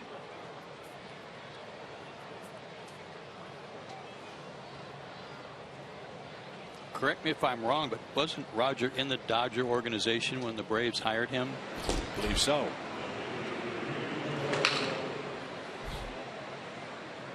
Detweiler loosening up. Kind of a curious pitch selection for me there, with as good a command as Julio's had today, and particularly with that fastball in the outer corner. 3-1 slider to walk a guy there. A little bit odd. How much do you get intimidated, though, Tom, by a guy like Grandal, who has hit 2 rockets off of you already in the ballgame?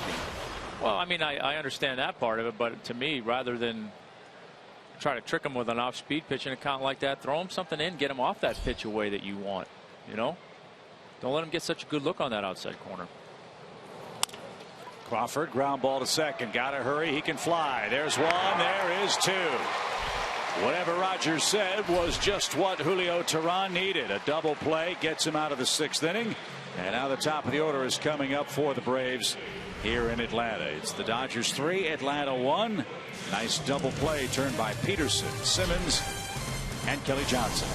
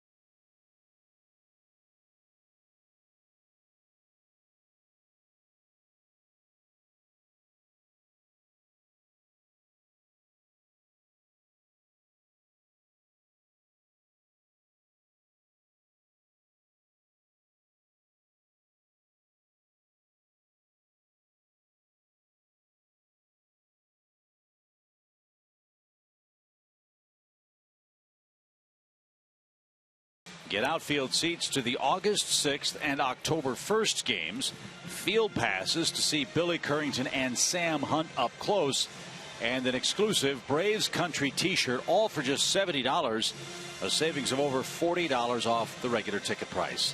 Ticket packs are limited. Visit braves.com/country and get yours today.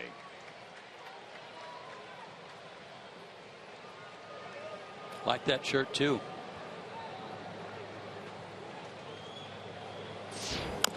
All right, let's see if the Braves can get something going against Bolsinger now. Third time through the order.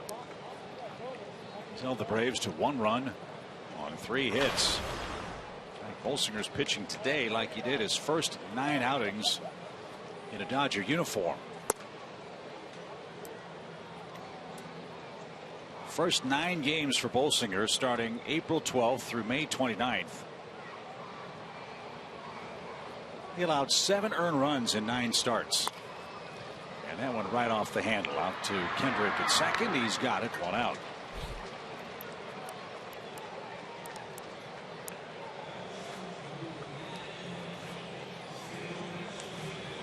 Dodgers won 6 of those 9 games that Bolsinger started.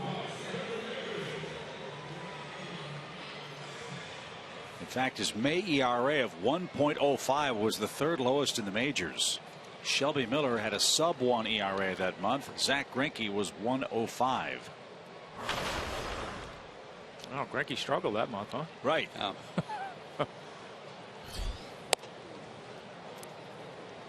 Ball 1 to Cameron Maybin. He's knocked in the lone Braves run with a ground out to short in the 3rd inning today.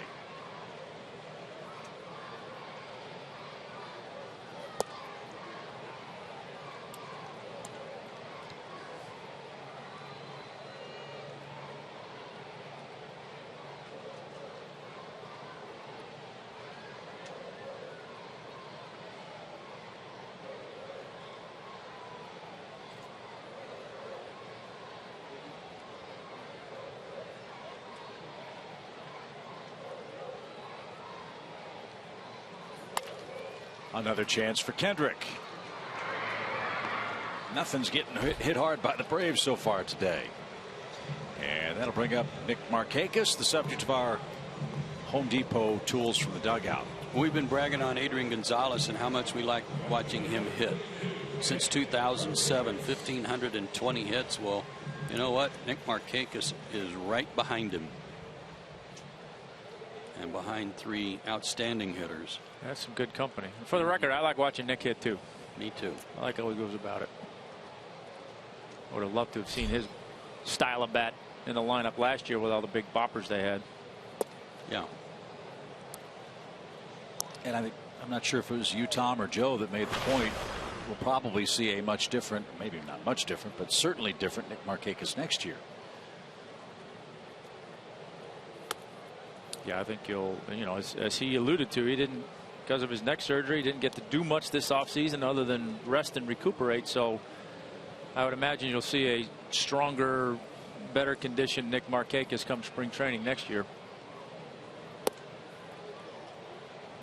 And as he told me, it's hard for him playing every day. It's hard to work out during the season without physically fatiguing yourself. You got to save your energy, especially this time of year. Yeah, especially down here. Kendrick dives, and again from his knees. He's got that down.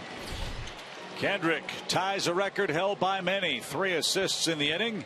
He's having himself a whale of a series. 3 up, 3 down in the Atlanta 6th. We go to the 7th. The Dodgers lead by 2.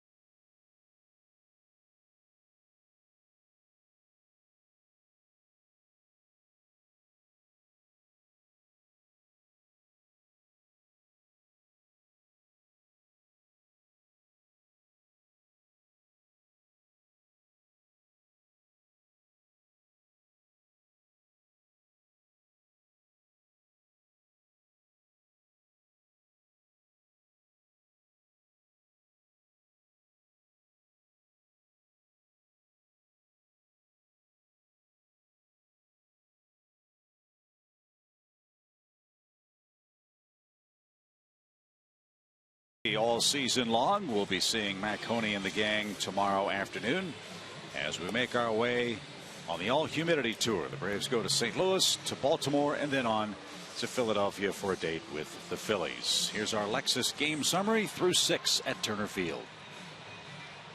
Well, Julio's been the star today for the Braves with his 10 strikeouts through 6 innings. But a misjudged line drive in right field by Nick Markakis led to a 3-run inning for the Dodgers in the 5th. And Mike Bolsinger has only given up the 1 run. The Braves pushed that across with some good ABC baseball in the 3rd inning. So Julio back out there trying to chase down a career high tying 11th strikeout. He's got the bottom part of the Dodger order coming up. Callaspo, Rollins, and Mike Bolsinger, who, by the way, has given Don Mattingly exactly what he was hoping to get, Tommy. Innings today. Yeah, he's struggled getting past the 6th inning. Only twice has he gone more than 6. Went 7 against Arizona, went 8 against San Diego. So yeah, this is exactly what Don Mattingly wanted today. Callaspo serves one into left. So he's reached base 3 times, twice via a hit, once on a base on balls. And here's Jimmy Rollins.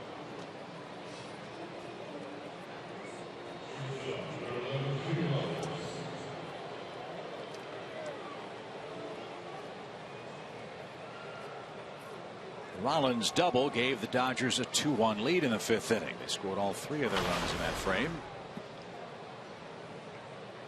Jimmy now with 30 runs batted in.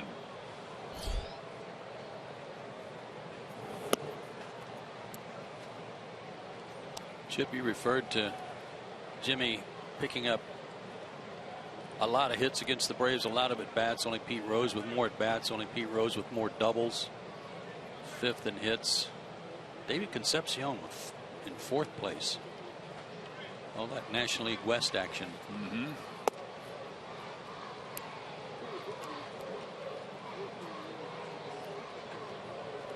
By the time the Braves pitchers got past Rose and Bench and Perez and Morgan, it was like, okay, here, Davey. Yeah, I'm tired of backing up 3rd. 2-0 pitch. To first, nice pick, step on the bag, and now Callaspo on a run down, and he's going to be tagged by Simmons.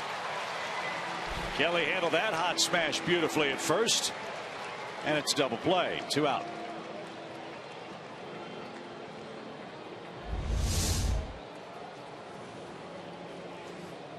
Little in between hop there too. Nice glove work.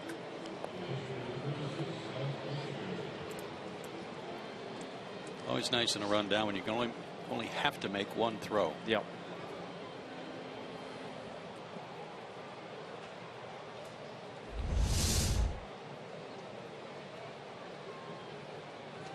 So Tehran faces Bolsinger. Base is empty, and he struck him out twice already today.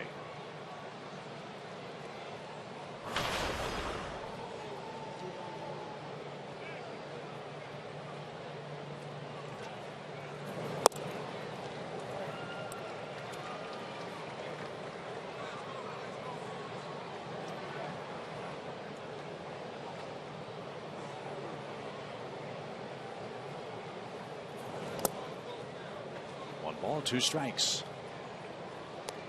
4, 5, and 6 scheduled for the Braves after the 7th inning stretch.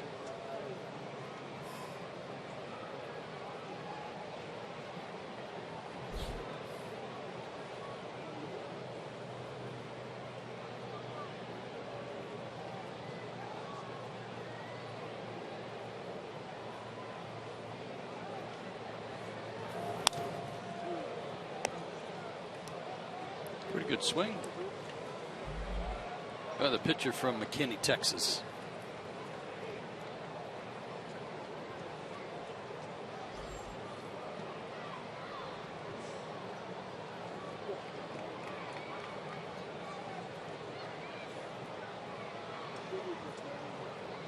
One ball, 2 strikes.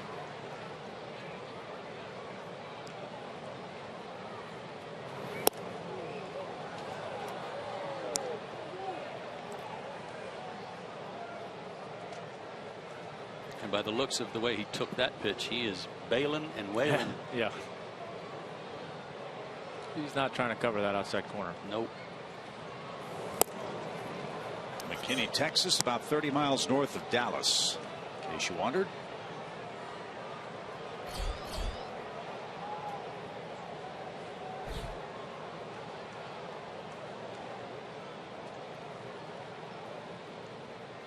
And Bolsinger waits a payoff, and he's down on strikes.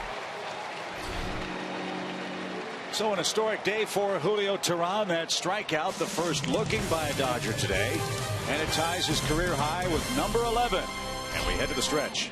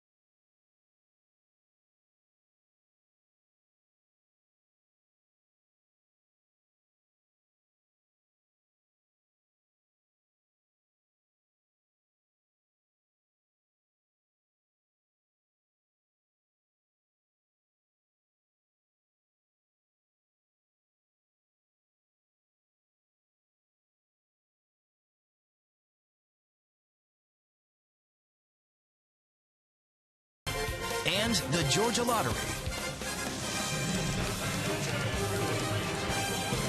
As the Braves try to get back in this one, down a couple runs to the Dodgers, it is, of course, a big weekend all around Major League Baseball. Hall of Fame induction ceremony coming up this weekend in Cooperstown. It was a big one last year for the Braves, and once again, another Brave will be going into the Hall of Fame. John Smoltz.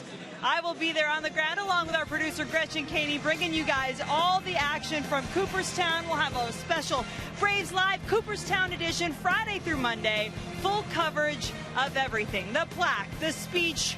We'll have coverage every day for you, giving you all the latest news. And Tom, you were just there a year ago. How do you think Smoltzy's doing right about now? I'm sure he's got a little bit of nervousness, a little bit of anxiousness, but I think once he gets there, everything will be good. What was that moment like? We saw that last shot during Jen's report where the plaque is actually screwed into the wall. What was that? I wasn't there for that. I thought I was going to be honest with you. But I wasn't. But I can tell you that when I walked in after it was on the wall and I saw it for the first time, it was pretty unbelievable. Johnson leads off. I've said it a million times, and we've shown the video here when the Braves retired your number. It's one of my favorite shots that our camera crew has ever picked up. This one's hit in the air towards center. Peterson drifts back. Wynn's got it a little bit, but not enough. One out. We caught you sitting on the field with your family, and when they finally removed the cloth from the number 47 and you looked up, there appeared to be just this moment of disbelief and then a smile, kind of like the one you have working right now when number 47 was put on the board. No, there still is that sense of, not disbelief, but I guess it's like almost how did I get here, and and then when I know here when they retire your number, it's when they pull back that curtain, so to speak, and then there's your number. It's just that overwhelming feeling of man, every time anybody comes in here, anytime my kids come in here, they're going to see that, and that's just not something you ever expected to happen. Back to the screen by Chris Johnson. No balls, 2 strikes. I know Chipper said the same thing. I think he said something about it at Don's Braves induction the other day, that he said when he first came into Atlanta Fulton County Stadium that he saw those names up there and he thought how great that would be to have your name up there, and there it is. Yeah, I mean, I think you do. You know, you can look at that, and certainly you go to all the other stadiums that you're playing and see all those great names that are retired throughout baseball in the different stadiums, and you think, man, that's really cool. That would be cool, but then your next thing is, well, that'll never happen. You know, you're never anticipating that happen. So when it does, it just kind of blows your mind.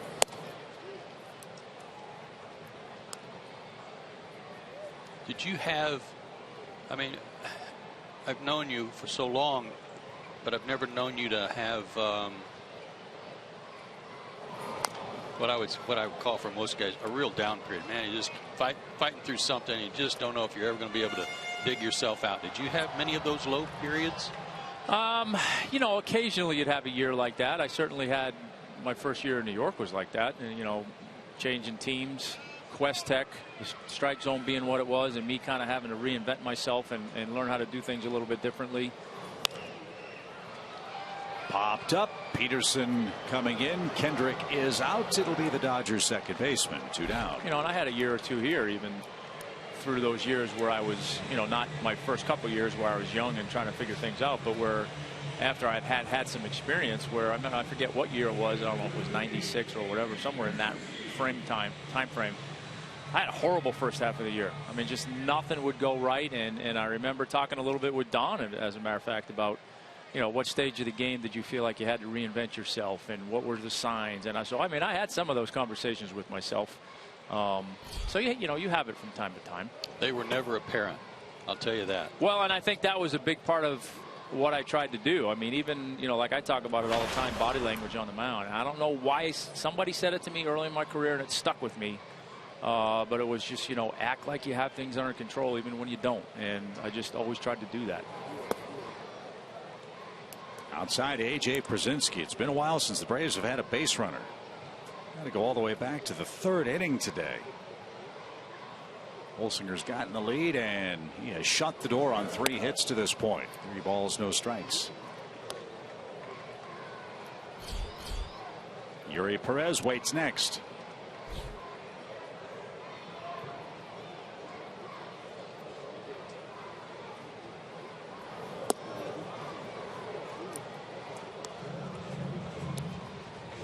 The scouting report, as Joe has said a couple of times, has been right on the money. Just going to say 3-0. You don't even get a fastball. You're getting a little take something off cutter.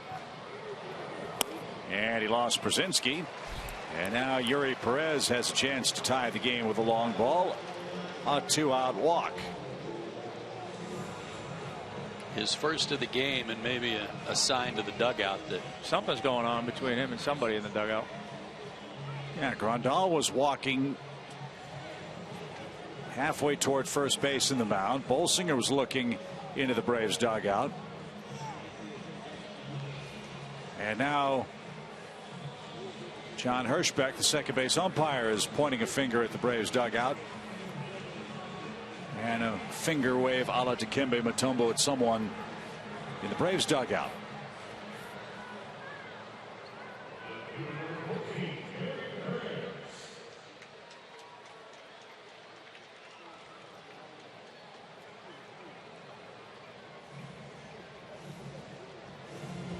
So Rick Honeycutt makes his way to the mound.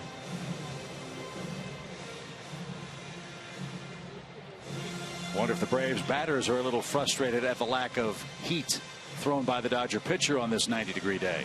It stands to reason, especially on a 3-0 cutter or whatever that was that he threw AJ. I'm sure that brought out a lot of animosity over there. I'm sure that brought out the proverbial challenge somebody, but right now, Bolsinger's got the last laugh. Well, I was just going to say, I remember being on a team in Kansas City where there were some teammates of mine that were constantly yelling from the dugout, you know, don't be afraid to throw a fastball after they just struck out on another curve. Why? Yeah. Why would I ever throw you a breaking ball if you keep, I mean, a fastball if you keep swinging at the breaking stuff? Well, that was my thing. And, you know, you always hear that for me. Oh, challenge somebody, throw a fastball. And it's like, you know, why don't you change that to throw me a pitch that I can hit, because it's not like I'm going out there tricking you. You know my game plan. I am challenging you. You know I'm throwing a changeup, and I'm going to throw you a changeup. So who's going to win the battle? Same for this kid here today. You're not going to get a fastball. You know you're going to get a breaking ball of some kind. So it's not like he's fooling you, so to speak. He's just executing his game plan perfectly. He hasn't changed his pattern at all from the scouting report through the whole game. He is certainly a different guy from last year. As Perez, a bunt. Callaspo sniffs it out. Bare hand throw to first, just in time to get Yuri Perez. Good play by Alberto Callaspo. And the Braves are out of luck in the home seventh. No runs, hits, a man left. 8th inning in Atlanta. Dodgers behind Mike Bolsinger. Have thrown the Braves a curveball. They lead 3-1.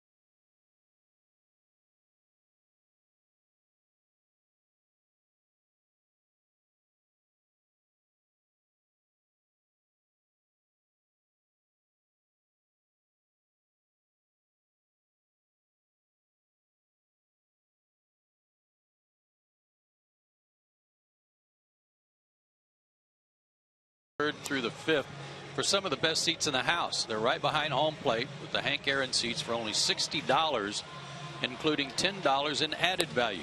That's a savings of 36%. Visit Braves.com/steal, and remember, you got to buy them today. Braves are trying to sweep the Dodgers, but Mike Bolsinger's not cooperating today. He's held the Braves to a run on 3 hits as our game moves to the 8th inning. While we have a moment, let's take a look at our DirecTV division standings update. A check of things in the National League East. The Washington Nationals are still in front. An injury-riddled ball club leading the New York Mets by 2 games. That could be a 1-game lead if their score holds today. The Mets lead 3-1 in the bottom of the 5th inning. Braves, though, still within striking distance, guys. As you said, a week of good play away from maybe taking over the lead. They're only 6 games back. Ross Detweiler comes in. He's only worked a third of an inning for the Braves since they signed him, but a good pickup for Atlanta for their bullpen and spot starter if you need him. With regard to those standings we were just looking at, there's 2 things, and both about the Nationals and the Mets. One, the fact that the Nationals are where they are with all the injuries they've overcome to be in first place. That's pretty impressive. And 2, the fact that the Mets don't score any runs, and they're right there. They haven't scored enough runs at all for their good pitchers, and yet they're only 2 back. Popped up. Simmons at short, gives way to Maben, and there's the first out. Yeah, Mike Vaccaro of the New York Post, a fine baseball writer, had, I thought, one of the great descriptions of all time. Everybody knows about the 27 Yankees and their great hitters, and they were called Murderers Row. Well, he said of the New York Mets lineup this year, he called them Murmurers Row, because runs have been so difficult to come by. And that's an interesting dilemma for Sandy Alderson, the New York general manager.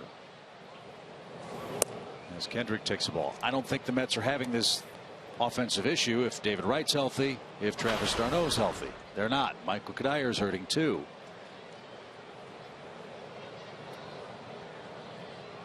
One ball, no strikes. It's been a long time, Joe, since the Mets have had a winning year. They've stockpiled all this young pitching. Do they trade some of it and go for it now? That's the challenge, I guess. Well, I don't know that they're one offensive player away from really being that team. You know, I guess they'd have to decide that. But I mean, I think it's a testament to their young arms that they are where they are, because, like you say, they're just not scoring any runs. But those guys in that rotation are giving them a shot to win every night.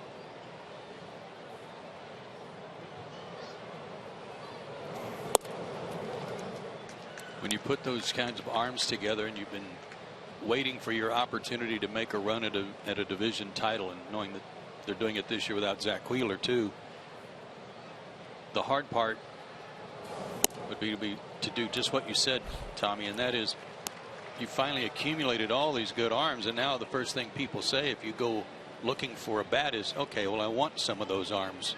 Oh, absolutely. Well, I don't want to give those up. Yeah. How about somebody else? Yeah, well, they'd love to trade Nice or Dylan G, you know, all due respect to their talent. And that's another problem. Let's say the Mets do decide to move one of those arms.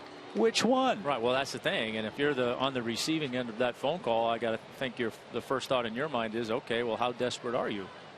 And who can I pluck from you? I think my inclination would be, hey, we're only 2 out. End of day to date, we might only be 1 out.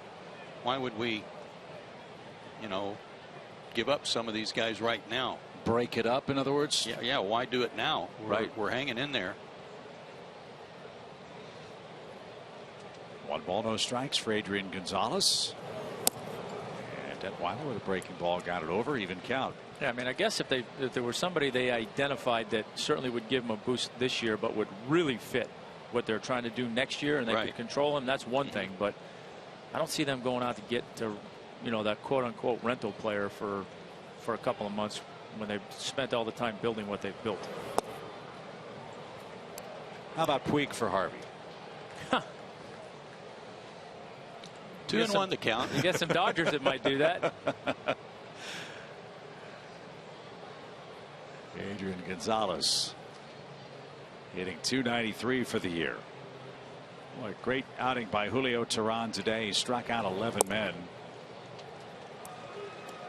But a 3-run Dodger fifth turned around a 1-0 Atlanta game.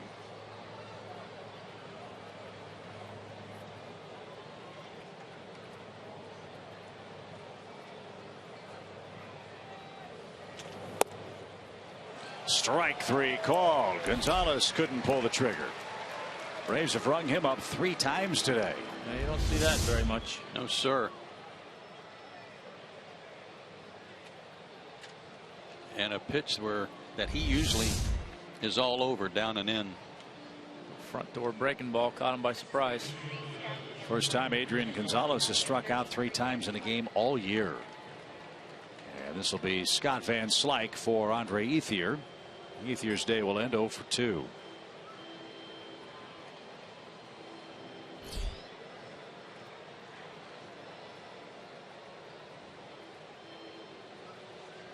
Guess another way to think of things from the Dodgers perspective, you know, you've got Greinke and Kershaw for this year.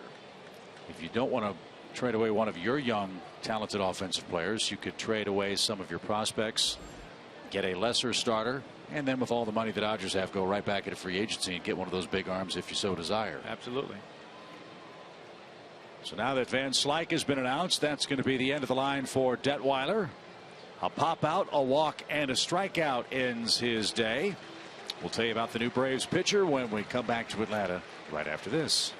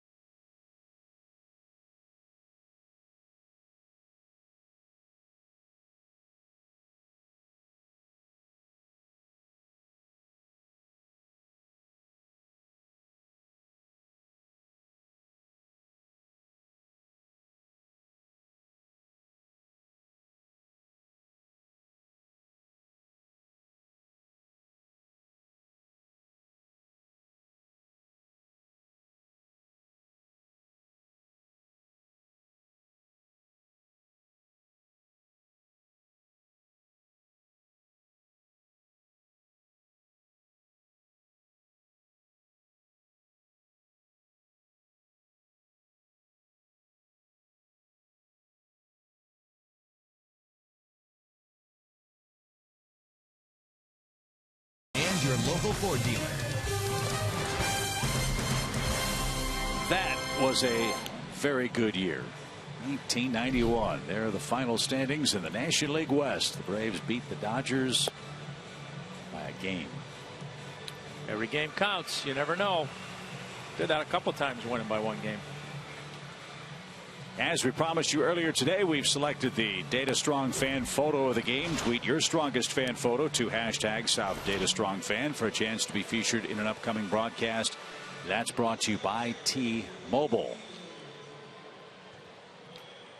There you go, Chip. UGA 1964. Hunker down. Graduated a year before you.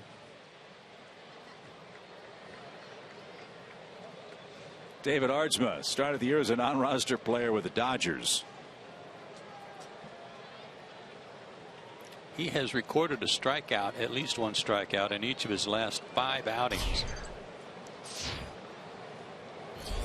including a 4 strikeout 2-inning stint against the Cubs at the beginning of this homestand.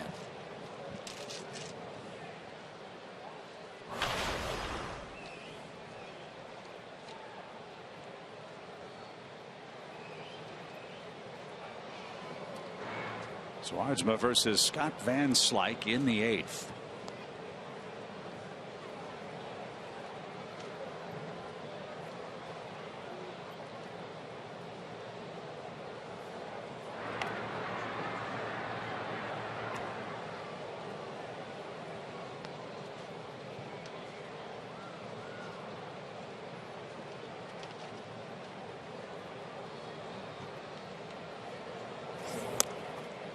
Way high, 1 ball, 1 strike. Braves have their pitching matchup set for the upcoming weekend series with the Cardinals. Manny Banuelos versus Tim Cooney on Friday. Fox Sports 1 will have Shelby Miller and Carlos Martinez. Wow. Joe and I are back with you on Sunday for Matt Whistler and Michael Wacha. You guys will have a little dinner Saturday night in St. Louis. Or are you guys going to go to the game, watch the game? Probably have a dog there. Yeah. In honor of Chan. And then hit Tony's or someplace. Yeah. 2 balls and a strike. Always get a good meal at Mike Shannon's too, of course. Maybe if we're lucky, we'll do the Shannon show. You ever done that? The Mike Shannon radio show? No. Greatest experience of all time. First pitch.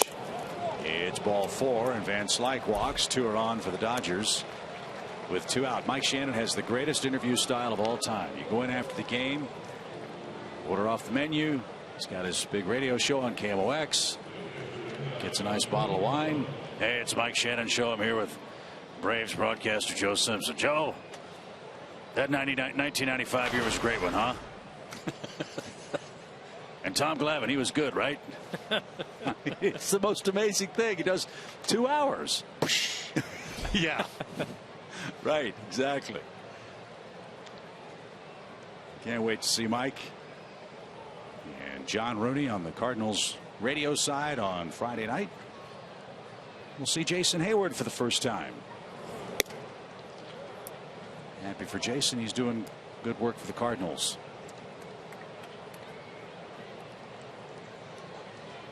And the Redbirds having another great year. 59-34, 5 games ahead of the Pirates.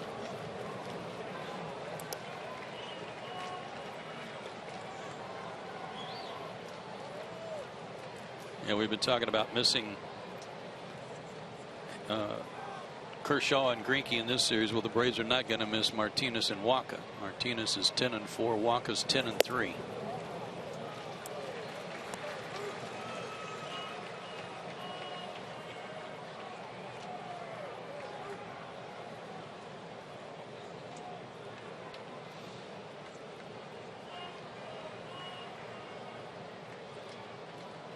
One ball, 2 strikes for Grandal.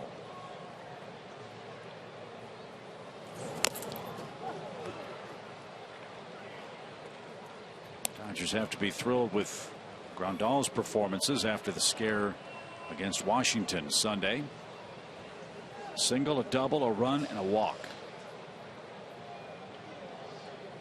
And at this point, I don't think he's taken a foul tip to the mask. No, I don't remember one.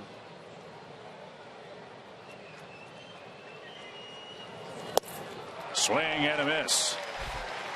The Dodgers have struck out 13 times today, but they lead 3-1. It's late in Atlanta.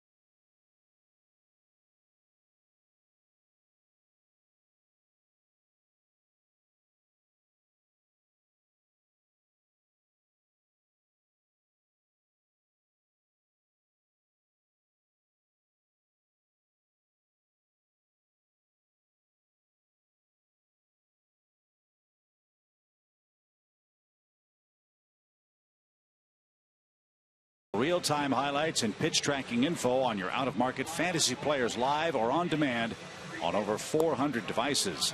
Blackout and other restrictions apply. Get MLB.tv today. Chip, Joe, and Tom from Atlanta. Jen Hildreth alongside as well. Braves are asking to see some fastballs. They might see a few. Let's see if we can answer our AT&T trivia question here in the bottom of the 8th inning. Name the last Dodger right-handed pitcher with a 20-game single-season win total. I'm going to go Hideo Nomo. I'm going to go. It's got to be somebody before Sutton. I'm going to go Ramon Martinez. Say Oral Hershiser. Hey! Oh, nice. Pull that one out of the hat. Ramon Martinez. Boy, did he have a great changeup, huh? Oh, my gosh. I think that was the year. That might have been the year that he had that game against us, too, that he punched out 18 or 20 or whatever the heck it was. I mentioned earlier the Braves were chirping from the dugout, asking Mike Bolsinger to throw a few fastballs. Bolsinger's done after 7 innings of 1-run ball. Juan Nicasio is now in. And Andrelton Simmons, the first man out of the chute. And a 96-mile-an-hour heater missed low. Yeah, be careful what you ask for. Yeah, they'll see some now. He worked in game 1. 2 innings, 1 hit, no runs or walks, struck out 2. And Slack stays in the game to play right. Andrelton hits one that way, but that's going to slice into the stands. 0-2. The most wins for Nomo was 16. He did that 3 times.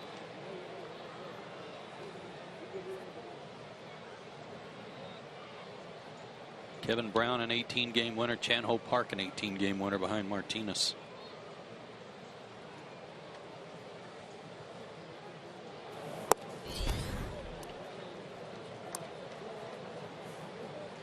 Well, Kevin Brown was about as good as it got for about a 4 or 5 year stretch there, wasn't he? Mm-hmm. I believe he still makes his home down in Central Georgia. Little tapper. Nicasio, bare hand play, low throw, and a good grab by Adrian Gonzalez at first. 1 out. Didn't look at first glance like Nicasio had a very good grip on that baseball. No, kind of surprised he fielded it barehanded. Had enough time to use his glove, but threw a little bit of a changeup over there, but got a good glove guy on the other end.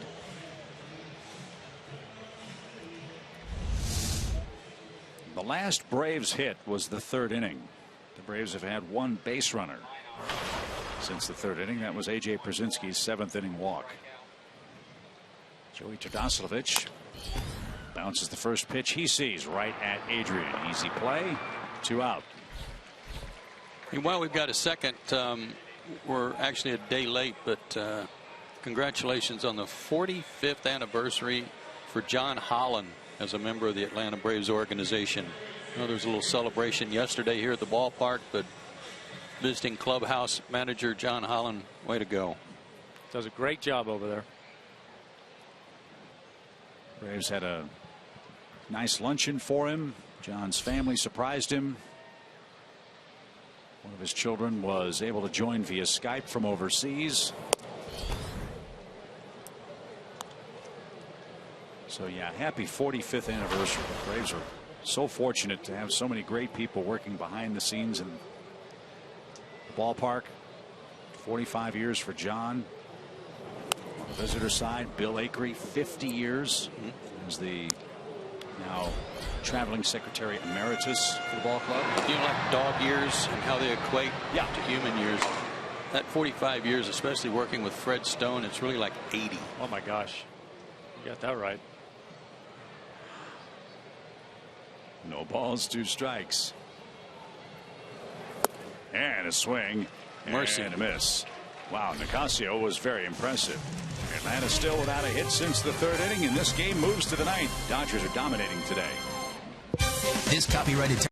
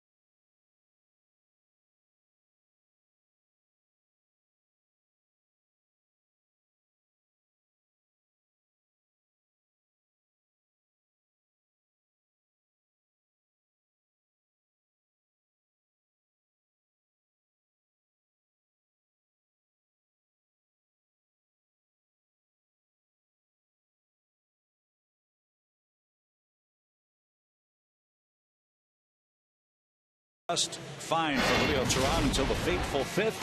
And these are our Toyota key plays of the game. It was a low line drive that froze Nick Markakis and carried over his head, and that got the inning started, led to 3 runs. And I can tell you firsthand that there's no worse feeling in the world for an outfielder than to see that ball sail over your head on something that you normally catch. Just a misread. Let's credit Bolsinger and Nicasio too, though, for the Dodgers. They've been outstanding. At one point, Bolsinger retired 14 consecutive men in the game. Braves have 3 hits, none of them after the third inning, and that's the inning in which Atlanta scored its only run today. 8th game for Arodys Vizcaino. 5 strikeouts in 6 innings.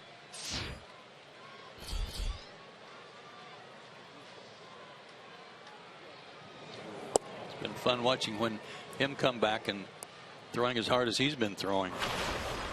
And he's throwing strikes. He'll face Carl Crawford leading off the Dodger ninth. Crawford is 0 for 3, a strikeout and a double play included.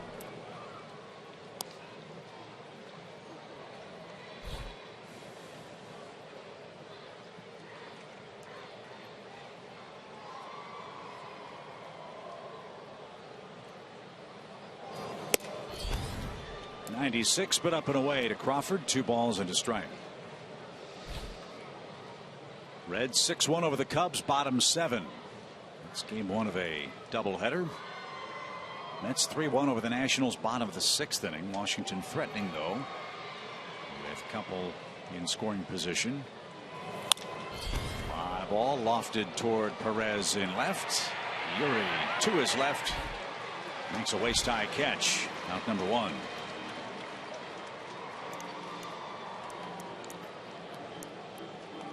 If the Dodgers can keep Carl Crawford on the field, keep him healthy, what a great dynamic to add to their lineup.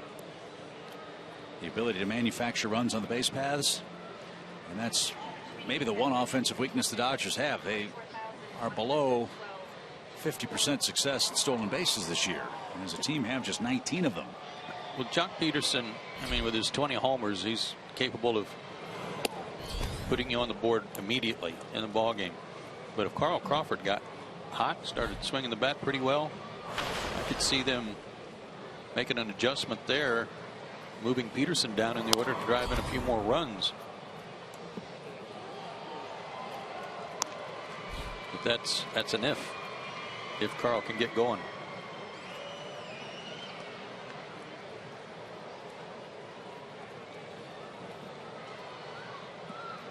One ball, one strike for Alberto Callaspo, who's had a big day. 2 hits, a run, an RBI, and a walk. And served foul. It's now 1-2.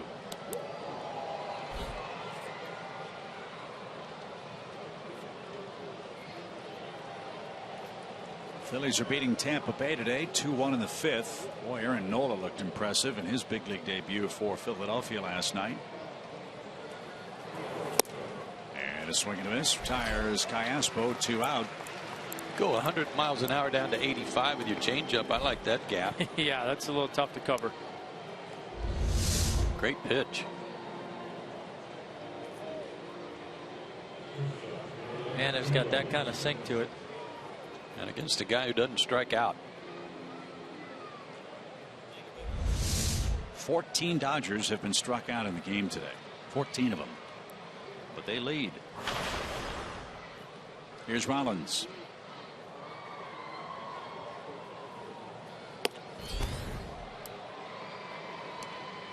Aaron Nola lost in as tough a way as you possibly can. Your major league debut, you give up a home run to an American League pitcher and lose 1-0. I don't think he saw that coming. I don't think the pitcher that hit it did either, probably. Probably not. Yeah, good point. Nate Carnes is the man that won it for the Rays, 1-0 yesterday. Foolproof way to win a game, though. Shot him out and hit one out.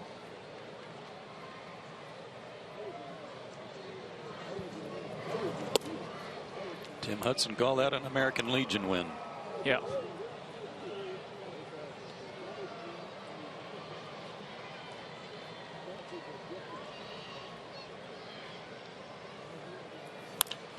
Bouncing ball to first, and that is past Kelly Johnson into shallow right. Rollins on his way to second.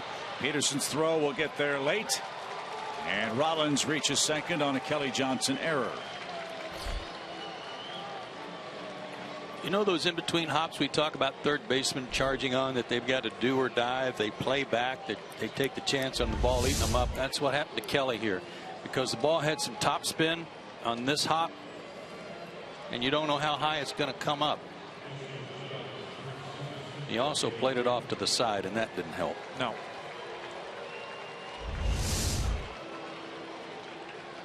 Now this will be a fun matchup. Power versus power. Vizcaino versus Yasiel Puig.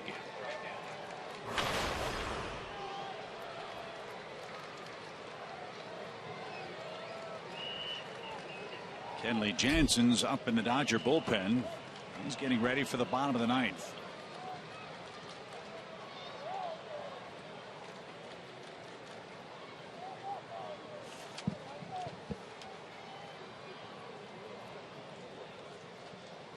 Puig is 0 for 2 this year as a pinch hitter. And downstairs, 1 ball, no strikes.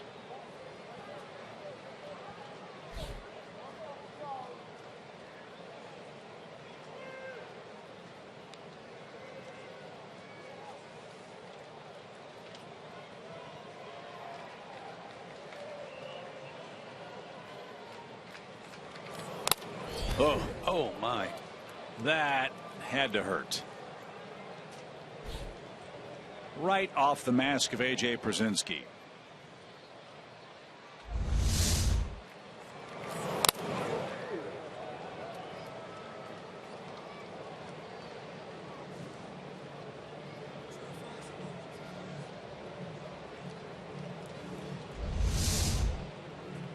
You're in a crouch all day. You're wearing all that gear. It's 93 degrees. It's humid.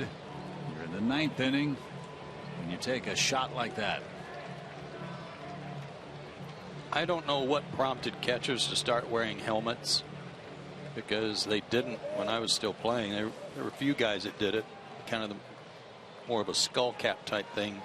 Bob Boone was one of the first I remember wearing one. But I'm really glad somebody wised up to that. Just think how much difference that made right there, having that helmet on under the mask. And I wonder if guys started doing it because of the foul ball or because of backswings catching him on the back. I did see a catcher get hit with a follow through in the back of the head, knocked him cold, fell right over on his mask. I'm sure that contributed to it too. 1 ball, 2 strikes for Yasiel Puig. Here it is. Fly ball center. It'll hang up for Cameron Maybin. And the Braves are up for the bottom of the ninth inning. Kenley Jansen is coming on. The right guys are up at the right time for Atlanta. Maybin and Markakis have been hot. Kelly Johnson 2/3. It's 3-1 LA.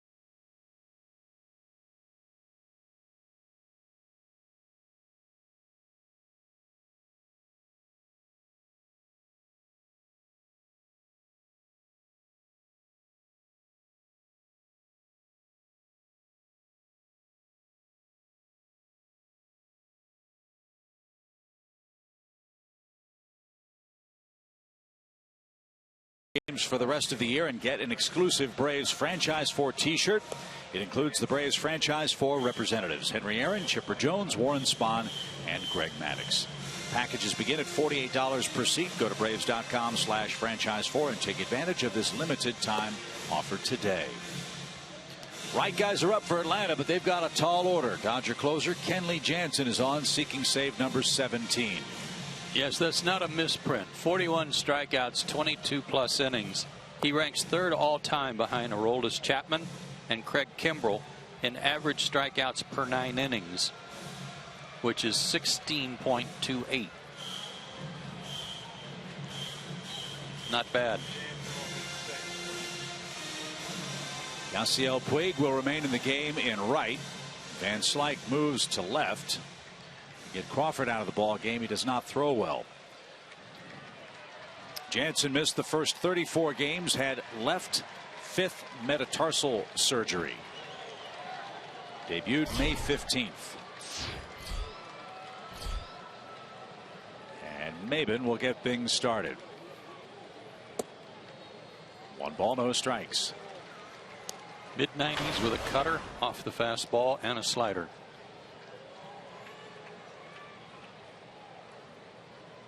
Mostly fastball cutter.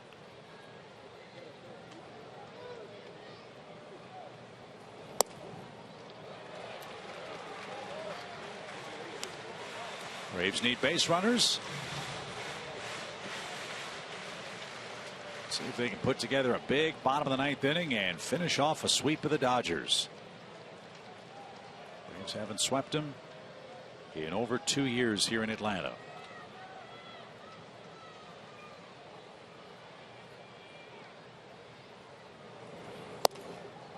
Almost hit him. 3 balls, no strikes.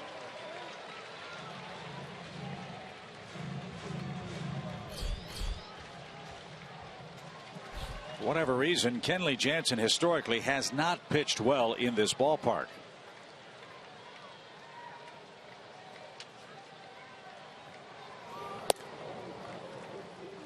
In 6 2/3 career innings, he's given up 6 earned runs.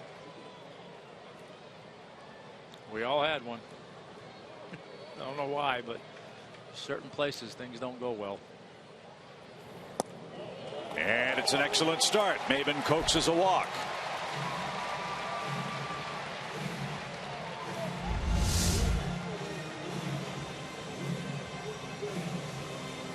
PNC Bank Fox Tracks shows you a little low out of the zone. He has saved 9 in a row and 16 out of 17.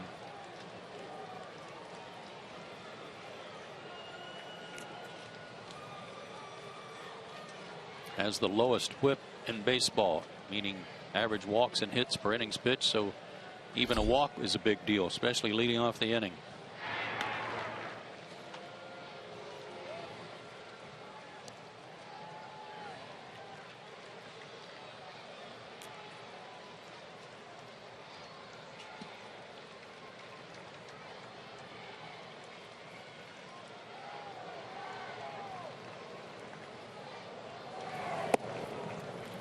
Got that one over, and Markakis took it for a called strike.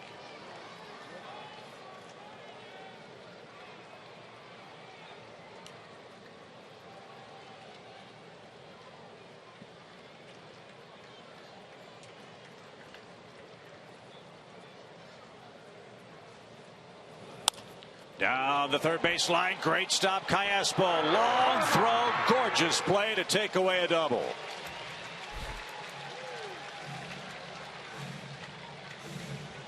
Braves have been wearing out that third base line, getting the ball by Justin Turner. They couldn't get one by Callaspo here. That's a heck of a play right there. Think about what a difference that makes. Instead of second and third, nobody out in a 2-run game, all of a sudden he saves that with an out. And again, another scoop by Adrian Gonzalez. He's done that about 3 or 4 times today already.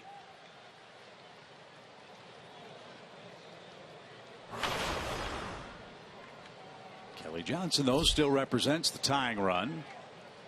Kelly's 1 for 3 today.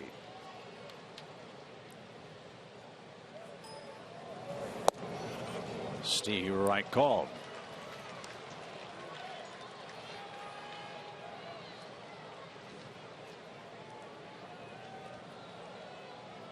Well, I like this for Kelly's standpoint because he's a good fastball hitter.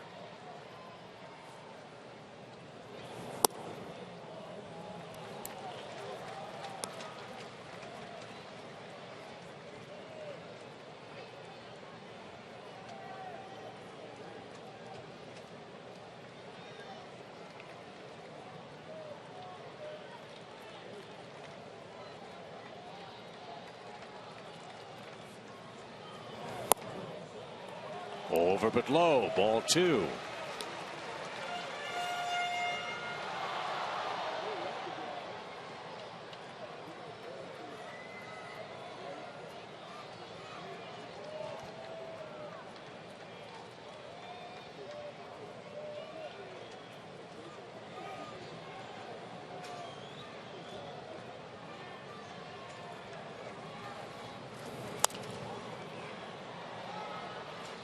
A little late, but he had a good swing at it.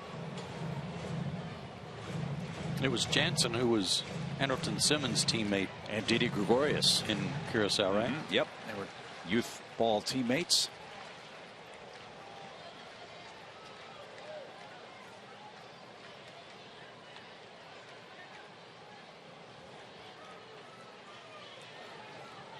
Two balls, 2 strikes. And a swing and a miss. Gets Kelly. 2 out. Kept the ball away from him.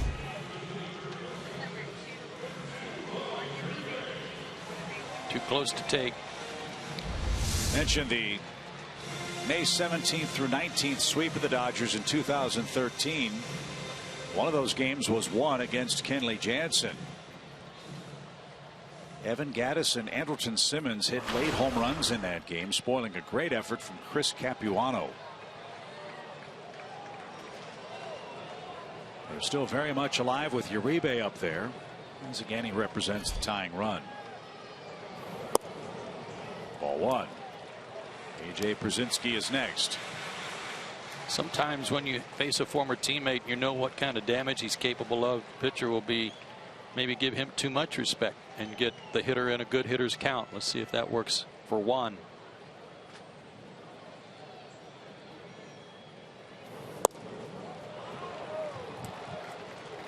That was nasty. 1 ball, 1 strike.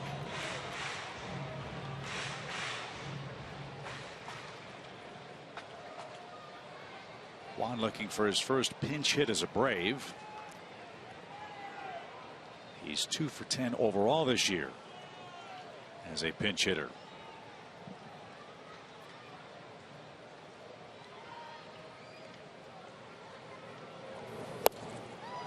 Swing and a miss at 93.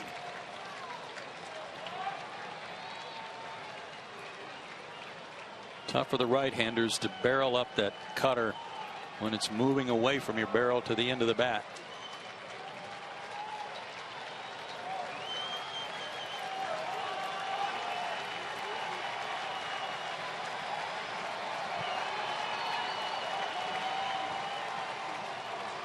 Maven at second with 2 outs. 1 ball, 2 strikes.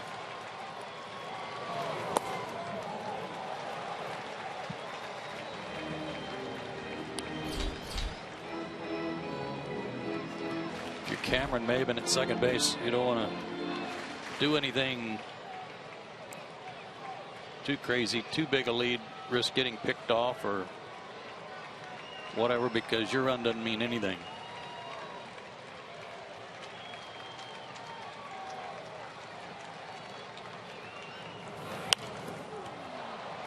And also, don't do it. What I meant by that was don't do a lot of dancing around out there. Give Juan a chance to see the ball cleanly out of Jansen's hand.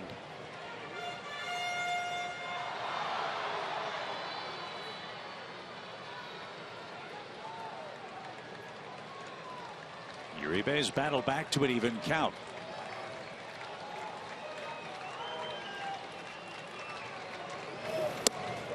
And he held up. Atlanta will gladly take a walk.